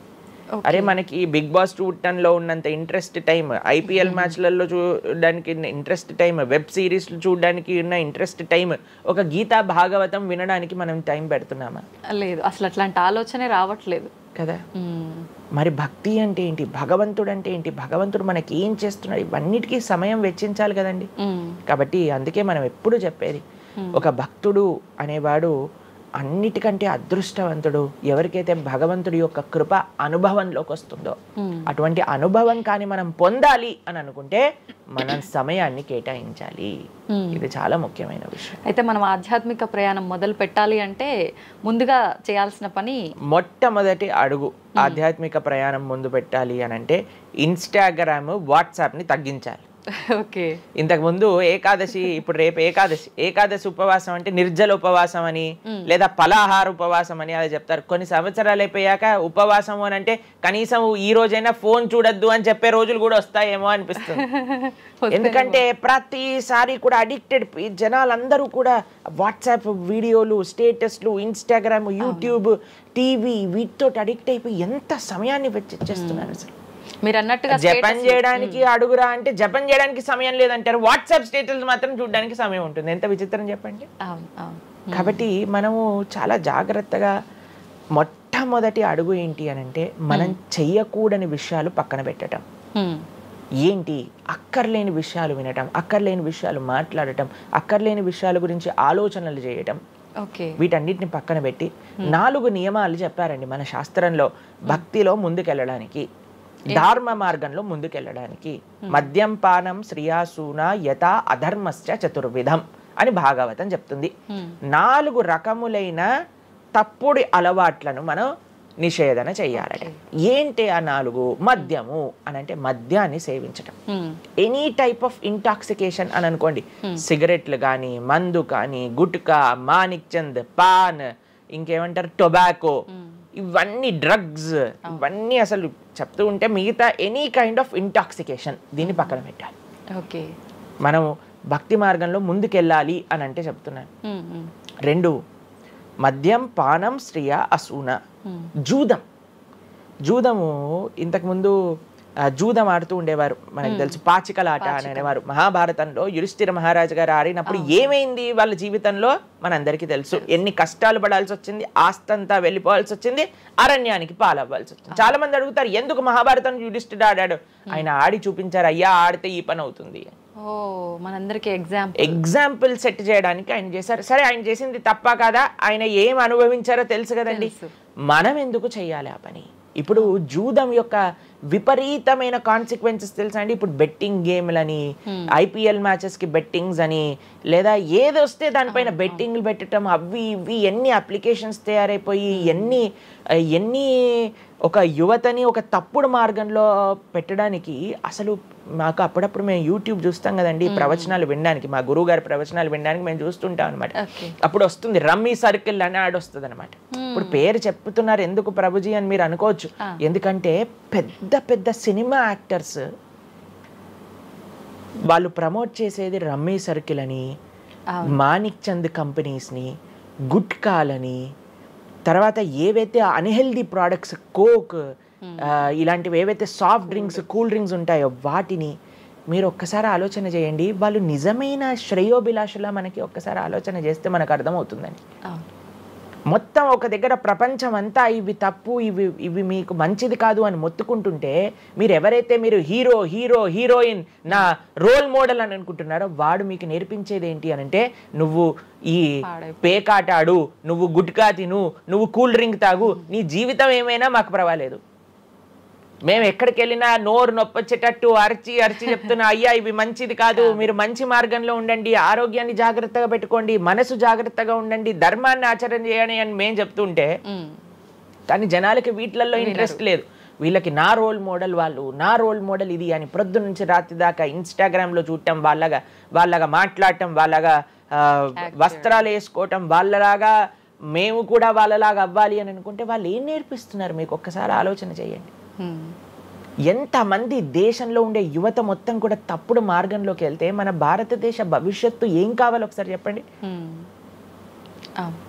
కాబట్టి ఫస్ట్ ఏమన్నా మనం ఇంటాక్సికేషన్, సెకండ్ గ్యాంబ్లింగ్ అని అంటారు, జూదం, ఏ ప్రకారమైన జూదమైనా సరే దాన్ని పక్కన పెట్టాలి. 3వది మాంసాహారాన్ని సేవించటం, ప్రాణిహింస చెయ్యకూడదు. భగవద్భక్తి మార్గంలో ముందుకెళ్ళాలి, భగవంతుని తెలుసుకోవాలి అని అంటే మనం లాస్ట్ టైం దీని గురించి మాట్లాడుకున్నాం, మనం ఎక్స్ప్లెయిన్ చేసాం అనమాట క్లియర్గా ఎందుకు మనం మాంసాహారాన్ని స్వీకరించకూడదు అని. అది భౌతికంగా మనకి మంచిది కాదు, ఆరోగ్యరీత్యా మంచిది కాదు, ఎమోషనల్గా మంచిది కాదు, ఎన్వైరన్మెంటల్గా మంచిది కాదు, స్పిరిచువల్గా మనకి మంచిది కాదు అని ఈ రీజన్స్ అన్ని చెప్పాం. అయితే నిన్నటి రోజున మాకు ఆ వీడియో పంపించారనమాట. సరే ఏమున్నాయబ్బా కమెంట్స్లో అని చదువుతుంటే చాలా మంది అన్నారు, రోజు ఈ వీడియో చూడటం వల్ల మేము మాంసాహారం తినడం మానేసాము, మాకు క్లారిటీ వచ్చిందని చాలా కమెంట్స్ ఉన్నాయి. కొంతమంది ఏం రాశారు తెలుసా అండి, మరి ప్లాంట్స్కి, మరి ఆకుకూరలకి, తర్వాత మనం పండించే మొక్కలకు కూడా ప్రాణం ఉంది కదా అని. మీకు ఒక విషయం చెప్తాను, చాలా మంది ఈ ఆర్గ్యుమెంట్స్ చెప్తారండి, నాన్ వెజిటేరియన్ మానేసేయండి అని అంటే, మరి మీరు జీవహింస చేయట్లేదా, మీరు కూడా మొక్కల్ని కట్ చేస్తున్నారు కదా అని అడుగుతారు. ఇప్పుడు దానికి 2-3 విషయాలు మీకు ప్రస్తావన చేస్తాను. ఒకటి, మీరు పాలకూరని, గోంగూరని, తోటకూరని కొయ్యడానికి వెళ్ళినప్పుడు అది గట్టిగా అరుస్తూ చంపేయకు నన్ను, ఏదో ఒక రక్తం కారటం, అది ఇలా గార్లో ఎగరటం, ఇలాంటివి చేస్తుందా అండి? లేదు. ఎప్పుడైనా మీరు ఆపిల్ పండుని కొయ్యడానికి వెళ్ళినప్పుడు ఆపిల్ పండుని ఇలా అనగానే దాంట్లో నుంచి రక్తం చెట్టులో నుంచి దారాలుగా కారుతుంటుందా అండి? అదేమైనా గట్టిగా అరుస్తుందా అని కొంతమంది అంటారు, అది అరుస్తుంది మనకి వినిపించదు. మనకి ఒకసారి అర్థం చేసుకోవాలి, ఒక ప్రాణికి ఒక వెల్ డెవలప్డ్ కాన్షియస్నెస్ ఉన్న వ్యక్తికి లేదా ఒక పర్సనాలిటీకి లేదా ఒక ప్రాణికి లేదా ఒక ప్లాంట్కి ఏంటి వ్యత్యాసము అనేది మనం తెలుసుకోవాలి. దాంతోపాటు ఇంకొక విషయం చెప్తాను, మరి ప్లాంట్స్ని తినచ్చు యానిమల్స్ని తినకూడదు అని ఏంటి ప్రమాణము అనంటే భగవంతుడు మనకి ఈ విషయాన్ని ప్రస్తావన చేశారు. స్వామి మనకి ఈ విషయాన్ని ఉపదేశం చేశారు. అయ్యా, నువ్వు కేవలం శాకాహారాన్ని మాత్రమే తినవచ్చును, సాత్విక ఆహారాన్ని మాత్రమే తినవచ్చును. ఎక్కడ చెప్పాడు భగవంతుడు? పత్రం పుష్పం ఫలం తోయం యోమే భక్త ప్రయశ్చతి. పత్రం పుష్పం ఫలం తోయం. నువ్వు ఫలములను, తర్వాత ఆకులను, నీటిని, పాలను, వీటితో సంబంధించినవి ఏవైనా సరే తయారు చేయొచ్చు, భగవంతుడికి నివేదన చేయొచ్చు, స్వీకరించవచ్చు. కాబట్టి మన శాస్త్రములు దేన్నైతే యాక్సెప్ట్ చేశాయి, ఇప్పుడు చెప్పాయనుకోండి, సరే ఈ ప్లాంట్స్లలో కూడా ప్రాణం ఉందయ్యా, ప్లాంట్స్ కూడా తినకు అని అంటే ఏం చేస్తామండి? గాలిని పీల్చుకుంటామా? సన్లైట్తో బతుకుతామా మనం ఏమన్నా ప్లాంట్స్ బతికినట్టుగా? ఏదో ఒకటి కావాలి కదా ఆహారం. కాబట్టి అన్నిటికంటే లీస్ట్ హింస, అహింస అంటే అన్నిటికంటే లీస్ట్ హింస ఎక్కడ ఉంటుందో అది. కాబట్టి మనకి శాస్త్రం ఆమోదన చేసింది, నువ్వు ఈ ఏవైతే హర్బివోరస్ అని అంటారు చూడండి, ఏవైతే పశుపక్షాదులు కాకుండా ఏవైతే మొక్కలు ఉంటాయో, ఏవైతే ధాన్యం ఉంటుందో, ఏదైతే ఫలములు ఉంటుందో దాన్ని స్వీకరించు అని. తర్వాత రెండో ఆర్గ్యుమెంట్ ఏం చేస్తారో తెలుసా అండి? నాన్ వెజిటేరియన్ అనగానే మనం కానీ తినకపోతే వాటి పాపులేషన్ మొత్తం పెరిగిపోయి పెరిగిపోయి పెరిగిపోయి పెరిగిపోయి మనల్ని చంపేస్తుంది. అయ్యా, నువ్వొక్కడివి మారటం చేత ఏమీ అవ్వదు. అవును, మొత్తం మారిపోదు. ప్రపంచం ఎలా వెళ్తుందో కొంతమంది మూర్ఖులు ఉంటారు, ఎంత చెప్పినా మారని వాళ్ళు వాళ్ళ పని చేసుకొని ఇవ్వండి అంతే. భగవంతుడు బ్యాలెన్స్ ని తయారు చేశారండి. ఆ భగవంతుడు ఆ బ్యాలెన్స్ ని క్రియేట్ చేస్తారు. నువ్వు ఆ ధర్మాన్ని ఆచరించకుండా ఉండు. కాబట్టి 3 చూసాం ఏంటి? మద్యం, పానం, శ్రియ, సూన. ఒకటి intoxication, gambling, meet eating. Last Prabhuji ఒక చిన్న డౌట్, ఇప్పుడు మాంసాహారం తినొద్దు మన శాస్త్రంలో ఎక్కడ తినమని చెప్పలేదు అని అన్నారు కదా, మరి గ్రామ దేవతలకి కోళ్ళు, మేకలు ఇలాంటివన్నీ బలిస్తుంటారు కదా, మరి అది ఎక్కడ ఉంది? అసలు మీరు అమ్మవారిని జగన్మాత అని పిలుస్తారు తెలుసా? మీరు ఎప్పుడైనా అంటారా? అమ్మ అంటారు, అంతేనా? ఒక తల్లికి, ఒక తల్లితనంలో మీరు కూడా మదర్ కదండి, మీ పిల్లలకి ఏదైనా ఒక చిన్న బాధ కలిగితే మీరు ఓర్చుకోగలుగుతారా చెప్పండి? లేదు. అస్సలంటే అసలు అలాంటి ప్రస్తావనే తేయకూడదు ప్రభుజీ అని అంటారు. అవును, అంతేనా కదా? మరి జగన్మాత అని మనం అంటున్నప్పుడు ఆ జగత్తుకి తల్లి, జగత్తు మొత్తం అని అంటే ఆ పక్షి, ఆ ప్రాణి కూడా అదే జగత్తులో పుట్టిందే కదా, అంటే ఆ ప్రాణికి కూడా ఆవిడే కదా తల్లి. ఆ తల్లి ముందు మనం ఇలాంటి పనులు చేస్తే అమ్మకి నచ్చుతుందా, నచ్చదా చెప్పండి? నచ్చదు. కాబట్టి ఇవన్నీ ఎక్కడొచ్చాయి అని అంటే మధ్యలో ఎక్కడో ఒక చోట కొన్ని తప్పుడు ఆచరణలన్నీ కూడా మన లోపలికి దూసుకొచ్చేసాయి అన్నమాట. కానీ బలి అనేది ఎప్పుడు ఇవ్వకూడదు. సాత్వికమైన ఆరాధన అన్నిటికంటే శ్రేష్టమైన ఆరాధన. ఈ బలులు ఇవ్వటం వీటన్నిటిని తామసిక ఆరాధన అని అంటారు. కాబట్టి మనము ఎంతైతే మీరు బలి అంటే ఏంటో తెలుసా అండి? ఏదో ఒకటి సమర్పణ చేయటము. సమర్పణ చేయటాన్ని, దాంట్లో ప్రాణిని సమర్పణ చేయటం కంటే మనకుండే అహంకారాన్ని సమర్పణ చేస్తే అమ్మవారు ఇంకా ఆనందిస్తారు. మన దగ్గర ఉండే దంభాన్ని సమర్పణ చేసేస్తే, బలిచ్చేస్తే ఇంకా ఆనందంగా ఉంటారు. దంభము అని అంటే గర్వం. ఓకే. అహంకారము, దంభము, ఈ రెండిట్లో వ్యత్యాసం ఏంటో తెలుసా అండి? గర్వము అని అంటే మనం చేసిన దానికి మనం గర్వపడటం అనమాట. నేనే చేశాను, నా అంతటి వాడు లేడు. దంభము అంటే చెయ్యని దానికి కూడా గర్వపడడం. ఓకే. కాబట్టి మనకుండే అభిమానాన్ని, మనకుండే ఆ లోభాన్ని, వీటన్నిటిని అమ్మవారికి సమర్పణ చేయండి, ఇంకా మంచి, ఇంకా ఆనందిస్తారు. అందుకే మనం తల నీలాలు ఇస్తాం. చాలా మందికి తెలియదు అసలు దేవుడు ఏం చేసుకుంటాడండి మన జుట్టుని, డాండ్రఫ్ తోటి ఉన్న జుట్టుని. దేవుడికి ఎందుకు సమర్పణ చేయాలి మనం తల నీలాలు అని అంటే, అయ్యా నేను జుట్టు ఉంటే ఎప్పుడు కూడా ఇలా ఇలా ఇలా హెయిర్ స్టైలింగ్ చేసుకుంటూ నేనేదో చాలా హ్యాండ్సమ్ మ్యాన్, చాలా హ్యాండ్సమ్ ఉమెన్ అనుకుంటూ ఉంటారు కదా అందరు కూడా. అయ్యా, నా యొక్క ఆ సెల్ఫ్ కాన్షియస్నెస్ ని సమర్పణ చేస్తున్నా నీ దగ్గర. మనం గుడికి వెళ్ళి కొబ్బరికాయ కొడతాం. కొబ్బరికాయ ఎందుకు కొడతామండి? మనం కూడా అలాంటి హార్టెడ్ వ్యక్తులం అనమాట. మనకు కూడా ఆ గర్వంతో మనం కూడా అంత పైన ఉండే షెల్ ఉంటుంది కదా, ఎంత హార్డ్గా ఉంటుంది. కానీ ఎప్పుడైతే అది పలగొట్టేస్తామో అప్పుడు లోపల మంచి తీయటి నీరు మనకి దొరుకుతుంది. కొబ్బరి ఎంత స్వీట్గా ఉంటుంది అది మనకు కలుగుతుంది. మన హృదయంలో ఆ సున్నితమైన భావాలు ఉన్నాయి, కానీ మనకుండే అజ్ఞానము, మనకుండే అహంకారం, మనకుండే అవిద్య దాన్ని ఆపేస్తుంది. అందుకే భగవంతుడి ముందు స్వామి నీ ముందు నా అహంకారాన్ని సమర్పణ చేస్తున్నా అనే భావనతో మనం కొబ్బరికాయ కొట్టాలి. అంతేగాని కొబ్బరికాయ తీసుకెళ్ళి కొట్టేసి నేను ఈరోజు 108 కొబ్బరికాయలు కొట్టాను దేవుడి దగ్గర అనే అహంకారం వచ్చింది అనుకోండి, కొబ్బరికాయ కొట్టడమే వేస్ట్, ఫలితం లేదు. కాబట్టి మనందరం అర్థం చేసుకోవాలి అసలు ఏంటి భావన. బలి అని అంటే ప్రాణి బలి కాదయ్యా, నీ దగ్గర ఉండే చెడు గుణాలను బలి. కాబట్టి ఈ 3 విషయాలు అయిపోయి 4వ విషయం ఏదైతే మనం చేయకూడదో ఇలిసిట్ సెక్స్ అని అంటారు, వ్యభిచారము అని అంటే పురుషులు స్త్రీలు, స్త్రీలు పురుషులు. నిన్నే ఒకళ్ళు చెప్తున్నారు, ఒక టీవీలో ఒక న్యూస్ వచ్చిందట, one of the most famous యాక్టరో లేదా ఇంకెవరో వాళ్ళ హస్బెండ్ని వేరే స్త్రీలతో పాటు పట్టుకున్నారు అని మాకు ఒక న్యూస్ నిన్న ఒకళ్ళు చెప్తున్నారు అనమాట. అంటే వాళ్ళు ఏం చెప్పారంటే నాకు, ప్రభుజీ సమాజంలో ఇలాంటివి ఎన్నో కేసులు వస్తున్నాయి ప్రభుజీ, ఈ మధ్యలో న్యూస్లో ఇలాంటివి అయితే తరచుగా మనం చూస్తూ ఉన్నాము, కాబట్టి ఈ సమాజం ఎటువైపు వెళ్తుందో తెలియట్లేదు ప్రభుజీ అని అంటే మేము వాళ్ళకి చెప్పాం, సమాజాన్ని ఎందుకు ఇటువైపు నడుస్తుంది అని అంటే మనం చూపించే విషయాలు అలా ఉన్నాయి, చూపించే సినిమాలు అలా ఉన్నాయి, చూపించే సీరియల్ అలా ఉన్నాయి, చూపించే ఆదర్శమైన వ్యక్తులు అలా ఉన్నారు. మనం ఎవరైతే హీరోలు అనుకుంటున్నామో వాళ్ళు ప్రొద్దున లేస్తే విడాకులు తీసుకొని ఇంకొకరిని పెళ్లి చేసుకొని, విడాకులు తీసుకొని ఇంకొకరిని పెళ్లి చేసుకొని, ఇలాంటివి చూస్తుంటే మనం కూడా అది నార్మలైజ్ అయిపోయింది మన భారతీయ సంస్కృతిలో. కానీ ఎక్కడైతే ధర్మం ఉంటుందో, రాముడు ఆదర్శంగా ఉన్న వ్యక్తి ఎప్పుడు అలాంటి తప్పు చేయలేదండి. ఎందుకంటే రాముడు ఏకపత్ని వ్రతుడు. ఎంత కమిట్మెంట్ ఉండాలి భార్య పట్ల, భర్తకు కూడా అలానే అండి.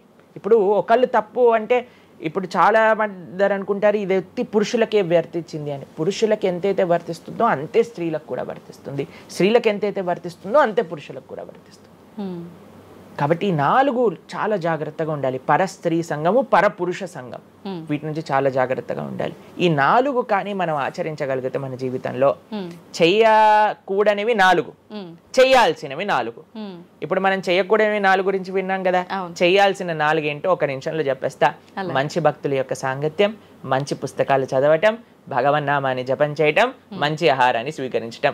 ఈ 4 చేస్తే మనం డైరెక్ట్గా భగవంతుడి యొక్క శ్రీచరణాల దగ్గర ఉంటాం అనమాట. ఓకే, ఇవన్నీ జరగాలి అని అంటే మనం ఆధ్యాత్మికం వైపు మన మనసును మళ్ళించాలి. మనకి ఆధ్యాత్మికము అవసరము అని మనం తెలుసుకోవాలి. ఎప్పుడైతే తెలుసుకుంటామో మనం సమయాన్ని ఇవ్వగలుగుతాం. ఓకే ప్రభుజీ, జపం అని అంటుంటారు, నిజంగా జపం అంటే ఏంటి ప్రభుజీ? ఏ విధంగా జపం చేయాల్సి ఉంటుంది? జపము మనకి కలియుగంలో తరించడానికి మార్గం. కృతేయ ధ్యాయతో విష్ణుం త్రేతాయాం యజతోమకై ద్వాపరే పరిచర్యాయాం కలో తత్ హరికీర్తనం అని చెప్పారు. భగవంతుడి యొక్క నామ జపం అత్యంత శ్రేష్టమైనది. కృష్ణుడు భగవద్గీతలో ఏం చెప్తారో తెలుసా అండి, అన్నిటికంటే గొప్ప యజ్ఞం, యజ్ఞములలో నేను ఒక యజ్ఞాన్ని అని చెప్తారు. ఏ యజ్ఞం తెలుసా? యజ్ఞానాం జప యజ్ఞోస్మి అని భగవంతుడు చెప్తారు. అన్నిటికంటే గొప్ప యజ్ఞం జపం చేయడం అనమాట. ప్రతిరోజు జపం చేయాలి. మేము ప్రతిరోజు 2 గంటల పాటు జపం చేస్తాం ప్రొద్దున పూట. ఏంటి జపం చేయాలి? భగవన్నామాన్ని జపం చేయాలి. భగవన్నామము అత్యంత సులభంగా మనల్ని భగవంతుడి యొక్క కృపని తెచ్చిపెడుతుంది, భగవంతుడి యొక్క రియలైజేషన్ మనకిస్తుంది అనమాట. అందుకే హరిర్నామ హరిర్నామేవ కేవలం కలోర్ నాస్తేవ గతిరన్యదా అని చెప్పారు. అన్నిటికంటే శ్రేష్టమైనది ఎటువంటి రూల్స్ అండ్ రెగ్యులేషన్స్. ఇప్పుడు కొంతమంది అనుకుంటారు జపం అంటే చాలా రూల్స్ ఉండాలి, అది చేయాలి ఇది చేయాలి అని. ఏం లేదు, చక్కగా శుచిగా ఉండండి, శుభ్రంగా ఉండండి, భగవంతుడి ముందు దీపం పెట్టండి, కూర్చోండి, ఒక జపమాల పట్టుకోండి, హరే కృష్ణ కృష్ణ కృష్ణ హరే హరే, హరే రామ రామ రామ హరే హరే. సింపుల్ మంత్రం, ఎవరైనా చేయొచ్చు, ఎటువంటి కాంప్లికేషన్స్ లేదు. ఏ స్థితిలో ఏ అవస్థలో ఉన్న వాళ్ళైనా సరే చక్కగా జపం చేయొచ్చు. ఎటువంటి నియమాలు లేదు. ఎప్పుడైనా సరే చక్కగా భగవన్ నామానికి నియమం లేదు, మంత్రాలకి నియమాలు ఉన్నాయి, కానీ ఇది భగవన్ నామం. ఇటువంటి నామాన్ని కానీ మనం హరినామం అని అంటారు దీన్ని. ఈ హరినామాన్ని కానీ చక్కగా జపం చేయగలిగితే మనకి బ్రహ్మాండమైన ఫలితాలు, ఆ భగవంతుడి యొక్క కృప మనం ఎక్స్పీరియన్స్ చేయగలుగుతాం మన జీవితంలో. ఇప్పుడు మీరు చూడండి, నోట్లు ఎప్పుడైనా మనం లెక్క పెట్టామనుకోండి, ఎలా లెక్క పెడతారు తెలుసా? ఇలా 1 2 3 4 5 6 7 8 9 10 అని లెక్క పెడతారు, అంతేనా? ఏదైతే నోట్లు లెక్క పెట్టేటప్పుడు ఎప్పుడు మనం బయటికి లెక్క పెడతాం, ఎందుకంటే ఇది ఎప్పుడు బయటికి వెళ్ళేదే. కానీ జపం చేసినప్పుడు ఎలా లెక్క పెడతారో తెలుసా అండి? మీరు జపం చేస్తుంటే హరే కృష్ణ కృష్ణ కృష్ణ హరే హరే, హరే రామ రామ రామ హరే హరే అని లోపలికి అంటాం మాలని. నోటిని బయటికి అంటాం, జపాన్ని లోపలికి అంటాం లెక్క పెట్టేటప్పుడు. ఎందుకంటే ఇది ఎప్పుడు మనతో పాటు వచ్చేది ధనం, ఇది వెళ్ళిపోయే ధనం. కాబట్టి శాశ్వతంగా మన లోపలతో వచ్చే ధనం, జన్మాంతరాలకు కూడా మనల్ని ఉద్ధరింపజేసే ధనం ఏదన్నా ఉంటే అది భగవన్నామ జపం. నిజంగా ఎంత మంచి మాట ప్రభుజీ. అసలు ఈ లాజిక్ అర్థమే కాలేదు ఎప్పుడు మాకు. మీరు చెప్పేదాకా ఇంత లాజిక్ ఉంది అని అనిపించలే. చాలా మంచి మాట ప్రభుజీ. మంచిగా చెప్పాము. ప్రతి ఒక్కళ్ళు చిన్న పిల్లల నుంచి మా దాంట్లో మా గ్రూప్ లో మీరు చూస్తే చిన్న చిన్న పిల్లల నుంచి వృద్ధుల వరకు అందరు జపం చేస్తారు. అంతెందుకండి మీరు చూస్తారు హరే కృష్ణ భక్తులు దేశ విదేశాల నుంచి ఉన్న వాళ్ళందరూ జపమాల పట్టుకొని జపం చేసే వాళ్ళని మనం చూడట్లేదు. కాబట్టి మనకి ఎందుకు జపం రాదు? టైం వస్తుంది, టైం ఉంది. ఎక్కడెక్కడ టైం వేస్ట్ చేస్తున్నామో తెలుసుకుంటే ఎక్కడ దాన్ని యూటిలైజ్ చేయాలో తెలుస్తుంది. అవును, సమయంతో పని ఉందా ప్రభుజీ? ఏ సమయంలో అయినా ఏ సమయంలో అయినా చేసుకోవచ్చు, కానీ ప్రొద్దున పూట చేస్తే అత్యంత శ్రేష్టమైన. ప్రొద్దున పూట మనం త్వరగా లేచి త్వరగా స్నానం చేసి త్వరగా జపం చేసుకోగలిగితే ఆ రోజంతా బ్రహ్మాండంగా ఉంటుంది. ధ్యానం కూడా చేస్తుంటారు చాలా మంది. జపానికి ధ్యానానికి వ్యత్యాసం ఏంటి? మనము భగవన్నామ మంత్రాన్ని నామాన్ని జపం చేస్తూ భగవంతుడి గురించి ధ్యానం చేయాలి. ఓకే, ఇప్పుడు జస్ట్ ధ్యానం, చాలా మంది మాకు కంప్లైంట్ చేస్తుంది, ఇప్పుడు ధ్యానం చేస్తే మనసు నిలకడగా ఉండట్లేదు, మనసు ఎక్కడికి వెళ్ళిపోతుంది, అక్కర్లేని ఆలోచనలు వస్తున్నాయి. ఇప్పుడు చూడండి, పిల్లవాడు అటు ఇటు ఇటు అటు కదులుతున్నాడు అనుకోండి, ఇంట్లో ఏయ్ అనగానే అయిపోతారు. అలా మన మనసు కూడా అటు ఇటు ఇటు అటు కదులుతూ ఉంటుంది.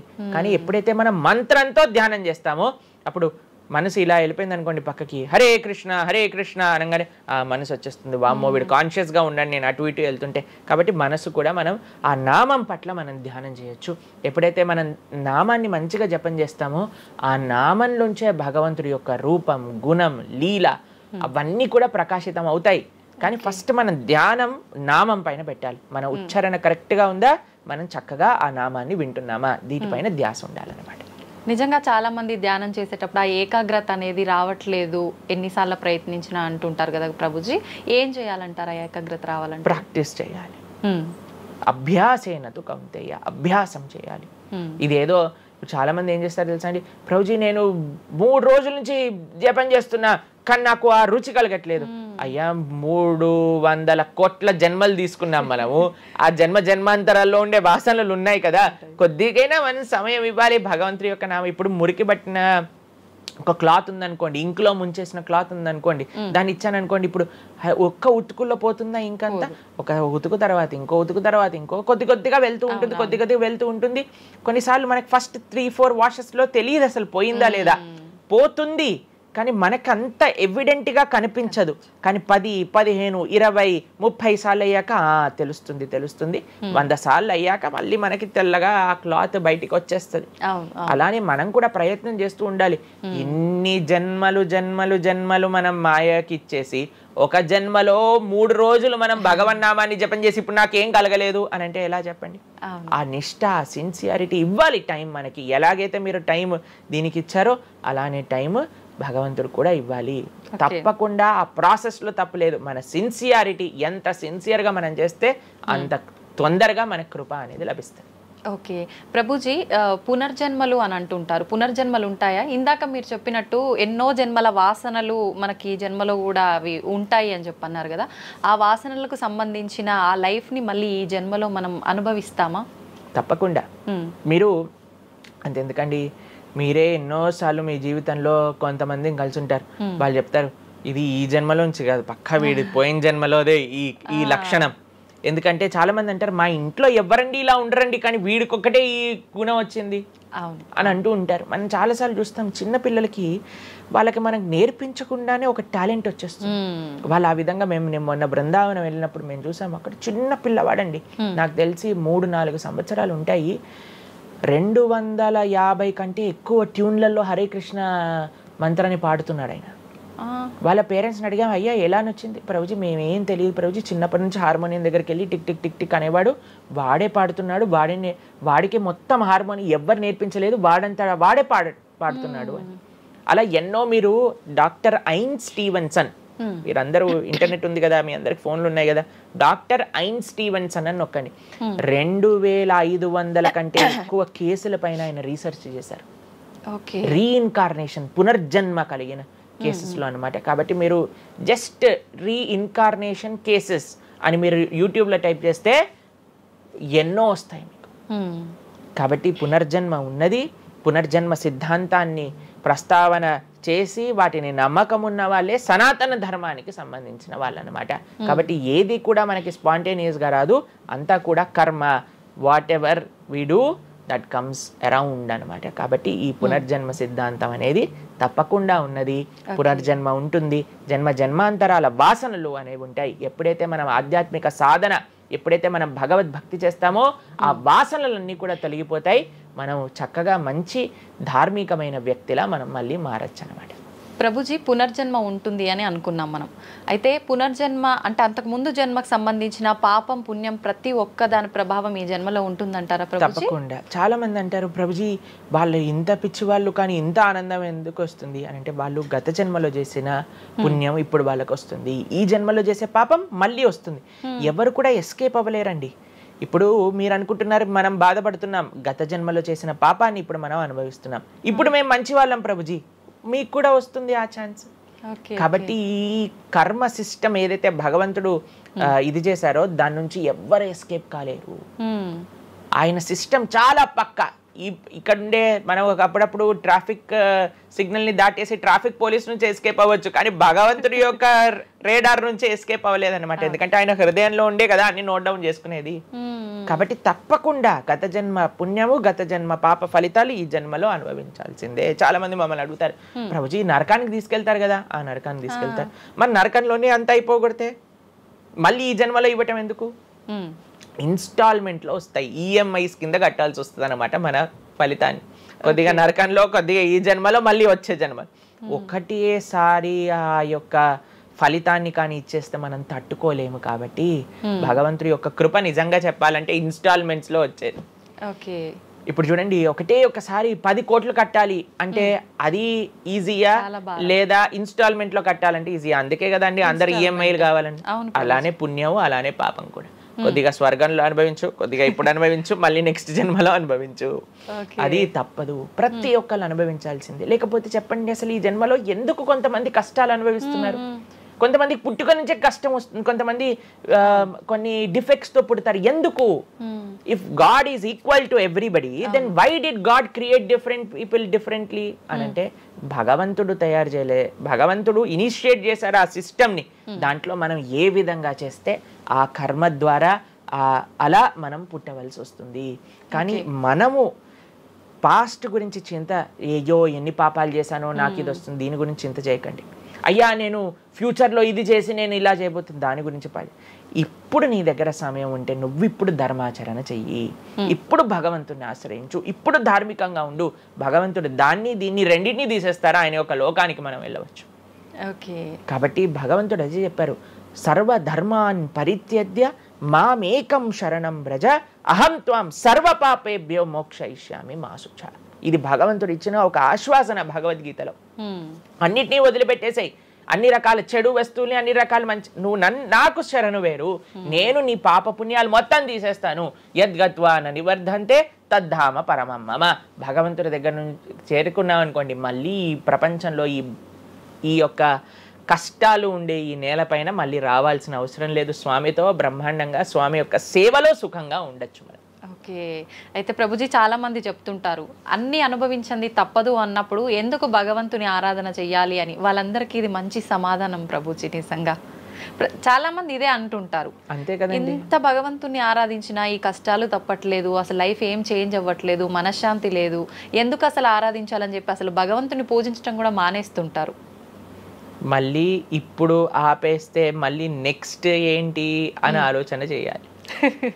కాబట్టి ఇప్పుడుండే వాటితో మనం ఇది చేసామనుకోండి, ఇంత ధర్మాచరణ కూడా ఆపేశారనుకోండి, ఇంకా ఆ పుణ్య పాప ఖాతాలు అలానే పెరిగిపోతూ ఉంటాయి. కానీ చివరికి వచ్చేది ఈ ప్రపంచంలోకే కదా.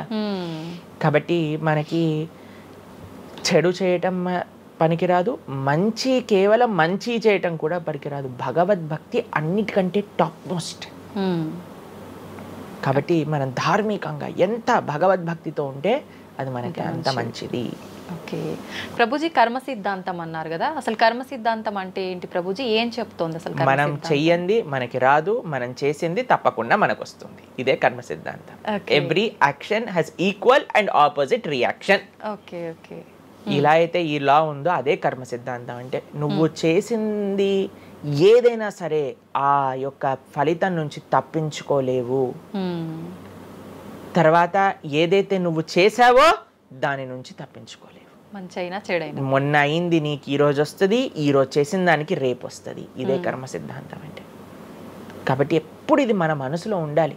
అరే ఈ రోజు నాకు ఏదైనా బాధ ఉంటే నేను ఏదో చేశానేమో, కాబట్టి ఏదో చేశాము అయిపోయింది, ఈ రోజు ఈ కష్టం వచ్చింది, కృష్ణ నువ్వు నాకు శక్తినివ్వు ఈ కష్టాన్ని ఎదుర్కోవడానికి.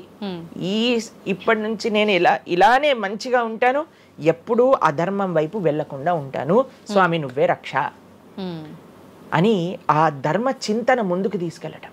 ఇప్పుడు కానీ మనం ఆ ధర్మ సంకల్పం చేసుకుంటండి రేపటి రోజున.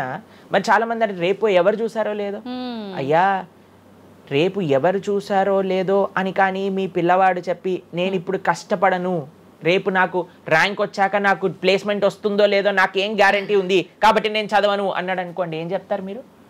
నాన్న నువ్వు ప్లేస్మెంట్ గురించి బాధపడకు, ఫస్ట్ నీ కర్తవ్యం చదవటం నువ్వు చదువు, దాని తర్వాత నీకు వస్తుంది, నీ జీవితం సెటిల్ అవుతుంది. అంతే కదండి. మనం కూడా లేదు రేపు ప్రొద్దున ఎవరు చూసారు స్వర్గాన్ని నరకాన్ని కాబట్టి నేను ఇప్పుడు ధర్మాచరణ చెయ్యను అని అంటే మీ పిల్లవాళ్ళు కూడా ఎక్కడైతే చదవను అని అంటారో అలానే మనం కూడా తయారవుతాం. చాలా మంది అండి పెద్దవాళ్ళు పిల్లలకి మాత్రం మంచి నీతులు చెప్తారు, కానీ వాళ్ళ దగ్గరకు వచ్చేసరికి వాళ్ళు ఆచరించడానికి రెడీగా ఉండరు అనమాట. కాబట్టి మీరు ఒక్క విషయాన్ని ఆలోచించండి, మీరు ఏం చెప్తున్నారో అది మీరు ఫాలో అవుతున్నారా? పెద్దలు ఫాలో అవుతేనే అది పిల్లలు ఆచరిస్తారు, లేకపోతే ఆచరించరు. పిల్లలకి స్కూల్ ఎలానో మనకి భగవంతుడి యొక్క సృష్టి చేసిన ఈ ధర్మం అలాంటి. కాబట్టి ఈ రెండిట్లో మనం చాలా జాగ్రత్తగా ఉండాలి. ప్రభుజీ చాలా మంది ఏ పని చేయాలన్నా కూడా ముందు వెనుక ఆలోచించి ప్రతిదీ జ్యోతిష్యాన్ని పట్టి దాని ప్రకారంగానే పనులు చేస్తూ ఉంటారు. నిజంగా జ్యోతిష్యాన్ని నమ్మొచ్చు అంటారా? జ్యోతిష్యం 100% కరెక్టే, కానీ జ్యోతిష్యాన్ని నువ్వెంత సీరియస్గా తీసుకోవాలి అది ఆలోచించాల్సిన విషయం. జ్యోతిష్య శాస్త్రం అది, శాస్త్రం ఎప్పుడూ కూడా కరెక్టే, కానీ మనకి ఎంత అవసరం అది. ప్రతిరోజు ప్రొద్దున లేవంగానే రాశి ఫలాలు ఏమైపోయాయి అని కొంతమంది చదువుతూ ఉంటారు. ప్రతి చిన్న విషయానికి ఈ రోజు ఏమైంది, ఈ రోజు ఎలా ఉంది, ఆ రోజు ఎలా ఉంది, సండే పేపర్లో వచ్చింది ఇంకా ఈ వారం ఎలా ఉండబోతుంది, ఇవన్నీ నీకు అవసరం లేదయ్యా. నువ్వు ధర్మాచరణ చెయ్యి, భగవంతుడి పట్ల నమ్మకం పెట్టుకో, ఆయన చూసుకుంటాడు. భక్తులు ఎవరు కూడా అలాంటి విషయాలని సీరియస్గా తీసుకోరండి. ఎందుకంటే బృందావనంలో ఒక భక్తులు ఉన్నారనమాట. ఆయన అంటారు, మొత్తం అన్ని గ్రహాలు నీకు అనుకూలంగా ఉండి నువ్వు కృష్ణ భక్తుడివి కానీ అవ్వకపోతే అన్ని గ్రహాలు అనుకూలంగా ఉండి నీకేం లాభం. తర్వాత అంటాడు, అన్ని గ్రహాలు ప్రతికూలంగా ఉండి కానీ నువ్వు కృష్ణ భక్తుడు అయితే ఏవి నిన్ను ఏం చేయలేవు. ఎందుకంటే భగవంతుడు అలాంటి రక్షణ ఇస్తాడు అనమాట. మనకి భగవంతుడి దగ్గర ఆ శక్తి ఉన్నది. కాబట్టి మనము దేన్ని ఎంత సీరియస్గా తీసుకోవాలి? మనకి కావాల్సినది ఆధ్యాత్మికత, భక్తి. భగవంతుడి గురించి విన్నామా, భాగవత రామాయణాదులు శ్రవణం చేశామా, స్వామికి ఆరాధన చేసుకున్నామా, ఆలయానికి వెళ్ళామా, గోసేవ చేశామా, ధార్మికంగా ఉన్నామా, ఎవరికి ఏం చెడు చేయలేదా, మంచి అందరి గురించి కూడా మంచి ఆలోచిస్తున్నామా, ఒకళ్ళతో మంచిగా మాట్లాడుతున్నామా, ఎవరికి చెడు చేయట్లేదా, ఇంతవరకు నీ ఆలోచన ఉంటే సరిపోతుందండి. ఈ ధర్మ చింతన మనకు కావాలి. అంతేకాని ఏమవుతుంది, నా రాసి ఏంటి, ఇదేంటి, ఇప్పుడు అంత పిచ్చి జనాలకి ఎలా పెరిగిపోయిందంటే ఒకళ్ళు అంటారు ఈ ఉంగరం పెట్టుకోమంటారు, ఒకళ్ళు అంటారు ఇలా నీ పేరు రాయి అంటారు, ఒకళ్ళు అంటారు నీ పేరులో ఏ ఏ ఏ ఏ ఎక్స్ట్రా రాయమంటారు. ఇవన్నీ ఏంటి మారిపోయాయి? ఇవన్నీ మార్చుకొని నీ ఆచరణ కానీ మారకపోతే, నీ థింకింగ్ కానీ మారకపోతే, నీ ధర్మం పట్ల ఉండే అనిరుక్తి కానీ పెరగకపోతే ఇవన్నీ చేసి ఏం లాభం? కాబట్టి మనం ఎసెన్స్ ఆఫ్ ధర్మ భగవంతుడి ఆరాధన. సవై పుంసాం పరో ధర్మో యతో భక్తిర్ అదోక్షజే. అటువంటి స్వామిని ఆశ్రయించటంలో మన టైం పెట్టాలి, కానీ ఇలాంటి చిన్న చిన్నవి చూసుకోవటం, వీటి కోసం మనం సమయాన్ని వేస్ట్ చేసుకోవటం మంచిది కాదు. జ్యోతిష్యం కరెక్టా? 100% కరెక్ట్. నీకెంత కావాలి అది నువ్వు ఆలోచన చేసుకో. పెళ్లి చేసుకోవాలి, గృహ ప్రవేశం చేసుకోవాలి, ఏదైనా పెద్ద ఉంటే అప్పుడు మీరు చూడాలి ముహూర్తం, వివాహం చేసుకోవటం కానీ లేదా ఏమంటాం మన గృహ ప్రవేశాది పెద్ద పెద్ద కార్యములకి చూసుకొస్తే ప్రతిరోజు ప్రతి క్షణం ప్రతి వారం ప్రతి నెల చాలా మందికి పొద్దున్నే చూడండి అసలు రోజు గడవదు. ఇలాంటి పిచ్చి పనులు ఆపాలి. ఫస్ట్ ప్రొద్దున పూట లేచి భగవంతుడి దగ్గరికి వెళ్ళి భగవంతుడికి నమస్కారం చేసి జపం చేసుకొని ధ్యానం చేసుకొని ఆలయానికి వెళ్ళి దర్శనం చేసుకొని భగవత్ చింతనలో ఉండండి. రోజులో ఏ కష్టం వస్తుందో దాన్ని ఎలా ఎదుర్కోగలో ఆ శక్తిని వస్తుంది. అంతేగాని ఏమున్నాయి రాశి ఫలాలు చదవటం వల్ల ఏం అవ్వదండి. కాబట్టి సొల్యూషన్ పైన కాన్సన్ట్రేట్ చేయండి, ప్రాబ్లం కోసం విశ్లేషణ చేయకూడదు. ఓకే ప్రభుజీ, చాలామంది ఇంట్లో నెగిటివ్ ఎనర్జీస్ ఉన్నాయి, దయ్యాలు తిరుగుతున్నాయి, లేదంటే ఎవరైనా ఒక పర్సన్కి దయ్యం పట్టింది అని చెప్పి చాలామంది ఎవరు ఇట్లా పంతుళ్ళు అట్లాంటి వాళ్ళ దగ్గరికి మాంత్రికుల దగ్గరికి తీసుకెళ్ళడము, వాళ్ళు వదిలిస్తారని చెప్పటము, ఆ దయ్యం వీళ్ళని చాలా పీడిస్తుంది అని చెప్పడం, ఇలాంటివి చాలా వింటుంటాము సహజంగా. ఇదంతా నిజమే అంటారా ప్రభుజీ? అసలు దయ్యాలు అనేవి ఉన్నాయంటారా? ఆత్మలు దయ్యాలు ఇవన్నీ ఉన్నాయండి, అది లేవు అని చెప్పలేము, ఉన్నాయి తప్పకుండా. ఎలా అయితే మీరు నెగిటివ్ ఎనర్జీ అంటారు కదా, నెగిటివ్ ఎనర్జీ ఎక్కడికి వస్తుందో తెలుసా అండి? నెగిటివ్ పీపుల్ దగ్గరికి వస్తుంది. ఎవరైతే ఎమోషనల్గా, ఎవరైతే స్పిరిచువల్గా, ఎవరైతే ఫిజికల్గా వర్నలబుల్గా ఉంటారో వాళ్ళ దగ్గరికి వస్తుంది. ఎవరైతే ఇంట్లో భగవద్ ఆరాధన ఉండదో, పూజ రూమ్లో ఏమీ లేకుండా చాలామంది ఇప్పుడు మాకు చాలా విచిత్రం అనిపిస్తుంది కొన్నిసార్లు. మాకు ఈ ఇంటర్నెట్లో వీడియో చూసినప్పుడు వీళ్ళు చర్చ్లో ఉండే వాళ్ళందరూ దయ్యాలను వదిలిస్తూ ఉంటారనమాట. మాకు చాలా ఆశ్చర్యం ఏంటంటే వీళ్ళకే ఎందుకు దయ్యాలు పడుతున్నాయి అని.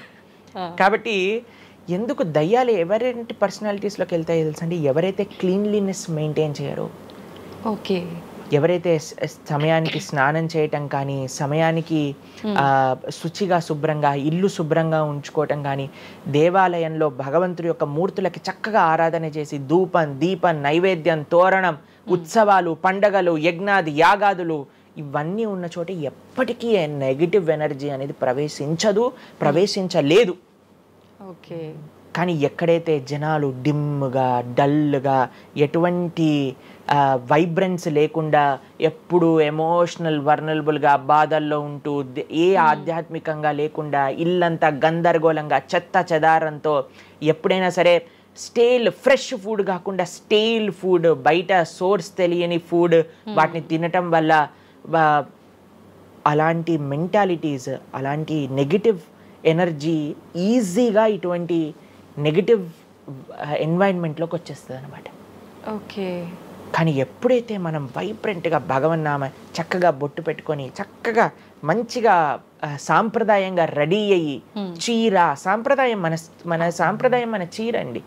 భారతీయత మగవాళ్ళైతే ధోతి కుర్తా ఇంతకుముందు ఉండేది, శిఖ ఎంత చక్కగా బొట్టు పెట్టుకొని చక్కగా అలంకరణ చేసుకొని ఇంట్లోకి వెళ్ళంగానే అసలు ఆ ధూపం యొక్క సువాసన వచ్చి చక్కగా పసుపచ్చతో మన గడప నుంచి స్టార్ట్ చేస్తే పైన తోరణం కింద ముగ్గులు, అసలు ఒక సనాతన సాంప్రదాయం. ఒక హిందువు యొక్క ఇంటికి వెళ్తే ఏ దయ్యం అలాంటి ఇంట్లోకి వెళ్ళగలుగుతుంది చెప్పండి? మన సినిమాలలో మీరు చూసి ఉంటారు, దయ్యాలు ఎక్కడుంటాయి? పాతబడ్డ బంగ్లాలలో, ఎక్కడో క్లోజ్ చేసిన గెస్ట్ హౌస్లలో ఉంటాయి, అంతేనా? నిజం ప్రభుజీ. ఏదైనా దేవాలయంలో దయ్యం ఉండటం మీరు చూసారా ఎక్కడైనా? ఎందుకు ఉండదు? ఎందుకంటే అక్కడ భగవద్ ఆరాధన జరుగుతుంది కాబట్టి. ఏ ఇంట్లో అయితే నిరంతర భగవద్ ఆరాధన ఉంటుందో, ఏ ఇల్లు అయితే వైబ్రెన్స్ గా ఇంటి బయట ముగ్గు నుంచి ప్రారంభమై ఇంటి లోపల దేవాలయంలో దీపము నిరంతరము కూడా ఉంటుందో, భగవద్ ఆరాధన జరుగుతుందో, భగవన్నామ జపం జరుగుతుందో, శాస్త్రాన్ని పారాయణ చేస్తున్న విష్ణు సహస్రనామం, హరే కృష్ణ మహామంత్ర కీర్తన యజ్ఞము యాగము ఉత్సవాలు చేస్తూ అటువంటి ఇంట్లో అటువంటి వ్యక్తులకి ఎప్పుడూ రాలేదండి. ఎవరైతే తన నుదిటిన తిలకాన్ని అలంకరణ చేసుకొని చక్కగా సాంప్రదాయంగా ఉంటారో, శుచి శుభ్రత పాటిస్తారో, చక్కగా ఆలయానికి వెళ్ళి గోసేవ చెప్పండి, అలాంటి వాళ్ళకి ఎప్పుడైనా ఇలాంటి నెగిటివ్ ఎనర్జీ అటాక్ అవుతుందా అంటే అస్సలు అంటే అస్సలు కాదు. ఎవరైతే గ్లూమీగా డిప్రెస్డ్గా ఏం లేకుండా ఏ వస్త్రాలు పడితే ఆ వస్త్రాలు వేసుకోవటం, దేవుడు కొంతమంది ఆలయంలోకి వెళ్ళామనుకోండి, ఇంట్లో పూజ రూమ్లోకి వెళ్ళామనుకోండి, పండగ నుంచి పండగ మాత్రమే దీపం పెడతారు, లేదా అస్సలు ఆ పూలు అలానే ఉంటాయి 15-20 రోజుల వరకు. అవును ప్రభు. అలాంటి ఇంట్లలో నెగిటివ్ ఎనర్జీ రాకపోతే ఇంకేమొస్తుంది చెప్పండి? కాబట్టి నెగిటివ్ ఎనర్జీ ఉందా? ఈ దయ్యాలు ఆత్మలు ఉన్నాయా? ఉన్నాయి. ఎవరి దగ్గరికి వెళ్తాయి? అటువంటి మెంటాలిటీ ఉన్న వాళ్ళ దగ్గరికి మాత్రమే వెళ్తాయి. ఓకే. మనం కానీ ఎప్పుడైతే మనకి రక్షణ, అందుకే మనం తులసి మాల వేసుకుంటాం. తులసి మాల ఇప్పుడు చూడండి, మేము నరసింహ కవచాన్ని ధరించామన్నమాట. ఇవన్నీ నరసింహ ఆరాధన, నరసింహ కవచాన్ని ఎప్పుడైతే మనం చేస్తామో, ఎప్పుడైతే మనం భగవన్నామ స్మరణ చేస్తామో తులసి మాల ధరించాలి. తులసి మాల చాలా మంది ఇప్పుడు ధరిస్తున్నారు కానీ నియమాలను పాటించట్లేదు. ఏంటి నియమాలు? తులసి మాల వేయాలి అని అంటే మనము భగవత్ ప్రసాదాన్ని మాత్రమే నైవేదన చేసి తీసుకోవాలి, మాంసాహారాన్ని తినకూడదు, ఎల్లిపాయలు ముట్టుకోకూడదు. ఇవన్నీ కూడా నెగిటివ్ థింగ్స్ అన్నమాట, తామసిక రాజసికమైన విషయాలు. కాబట్టి ఇవి చక్కగా ఇవన్నీ మానేసాం అనుకోండి. తులసిమాల ధరించడం అంటే ఏంటి అంటే చూపిస్తున్నాం అనమాట, మన దగ్గర ఎటువంటి తామసిక రాజసిక ప్రవృత్తులు లేవు, మేము సిద్ధ సాత్విక ప్రవృత్తిలో ఉన్నాం. దయ్యం అక్కడ నుంచి వచ్చింది కూడా యూటర్న్ తీసుకొని వెళ్ళిపోతుంది అన్నమాట ఇవి చూడంగానే. కాబట్టి అది చాలా ముఖ్యం. ఎప్పుడైతే మన ఆచరణ బాగుంటుందో, ఎప్పుడైతే మనం ధార్మికంగా ఉంటామో, ఎప్పుడైతే భగవద్భక్తులై ఉంటామో, ఏ నెగిటివ్ ఎనర్జీ మనల్ని ఏం చేయలేదు. ఓకే, మొత్తానికి ఉన్నాయి దయ్యాలు, ఉన్నాయి, జాగ్రత్త. మనం మంచిగా భక్తి పరంగా ఉండండి, ధార్మికంగా ఉండండి, చక్కగా ధర్మాచరణ చేయండి, మీకేం భయం లేదు. కానీ ఎక్కడైతే ఇవన్నీ జరగవో అక్కడ ఉంటాయి. అందుకే ఆధ్యాత్మిక మార్గంలో నడవాలి అందరం కూడా. కృతజ్ఞతలు ప్రభుజీ, నిజంగా చాలా మంచి మంచి విషయాలు తెలుసుకుంటున్నాం మీ ద్వారా, ఇంకా ఇంకా తెలుసుకోవాలని కోరుకుంటున్నాం. ధన్యవాదాలు ప్రభుజీ. హరే కృష్ణ. హరే కృష్ణ. మన సనాతన ధర్మం యొక్క విలువలని రోజు రోజుకు ఎంతో మంది పెద్దవాళ్ళు ఇలా ఉండాలి అలా ఉండాలి, మన ధర్మం ఇది చెప్పింది, మనం ధర్మ మార్గంలో నడవాలంటే ఇవి పాటించాలి అని ఎన్నో రకాల సలహాలు మనకు ఇస్తున్నప్పటికీ అసలు ఆడవాళ్ళ విషయానికి వచ్చేసరికి చాలా రకాల అరాచకాలు అనేవి జరుగుతూనే ఉన్నాయి. మనకు స్వాతంత్రం వచ్చింది, ఆడది అర్ధరాత్రి కూడా తిరిగే అంత స్వాతంత్రం వచ్చింది అని అనుకోవటం వరకే కానీ నిజంగా స్వాతంత్రం అనేది రాలేదని చెప్పాలి.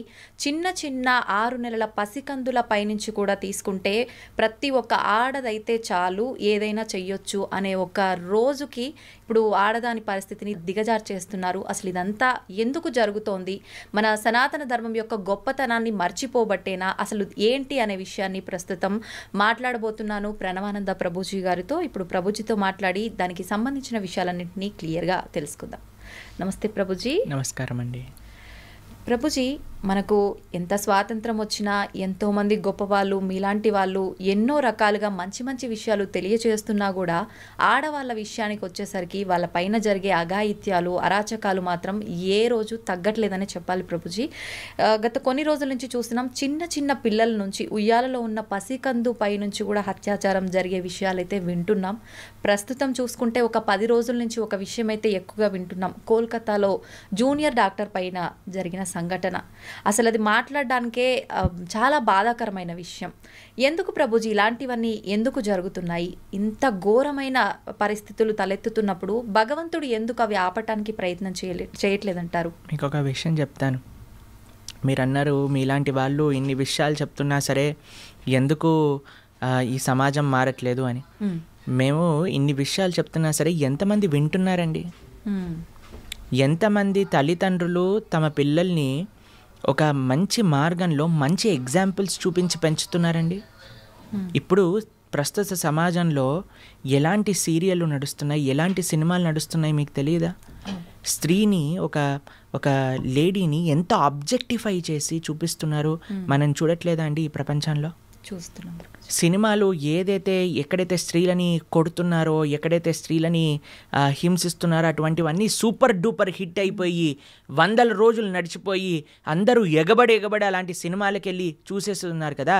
మరి అలాంటి విషయాలను ప్రోత్సహించినప్పుడు మరి ఈ సమాజంలో అలాంటివే కదండి అయ్యేది.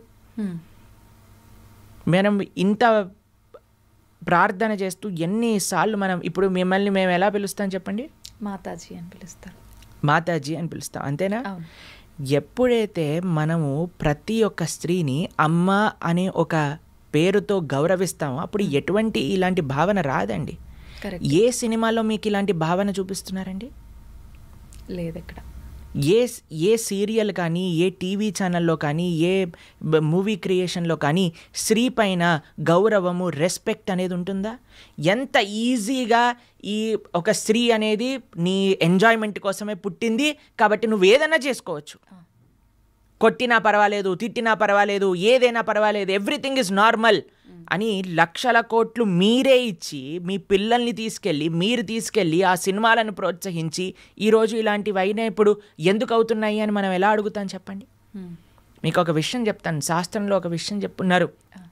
మాతృవత్ పరదారేషు పరద్రవ్యేషు లోష్టవత్ ఆత్మవత్ సర్వభూతేషు యః పశ్యతి స పండితః. నిజంగా ఒక వ్యక్తి మంచివాడవుతే, నిజంగా ఒక వ్యక్తి నిజంగా చెప్పాలంటే మగవాడు అని అనాలి అని అంటే మాతృవత్ పరదారేషు, తన భార్య తప్ప మిగతా వాళ్ళందరినీ కూడా ఒక మాతృ స్వభావంతో చూడాలి.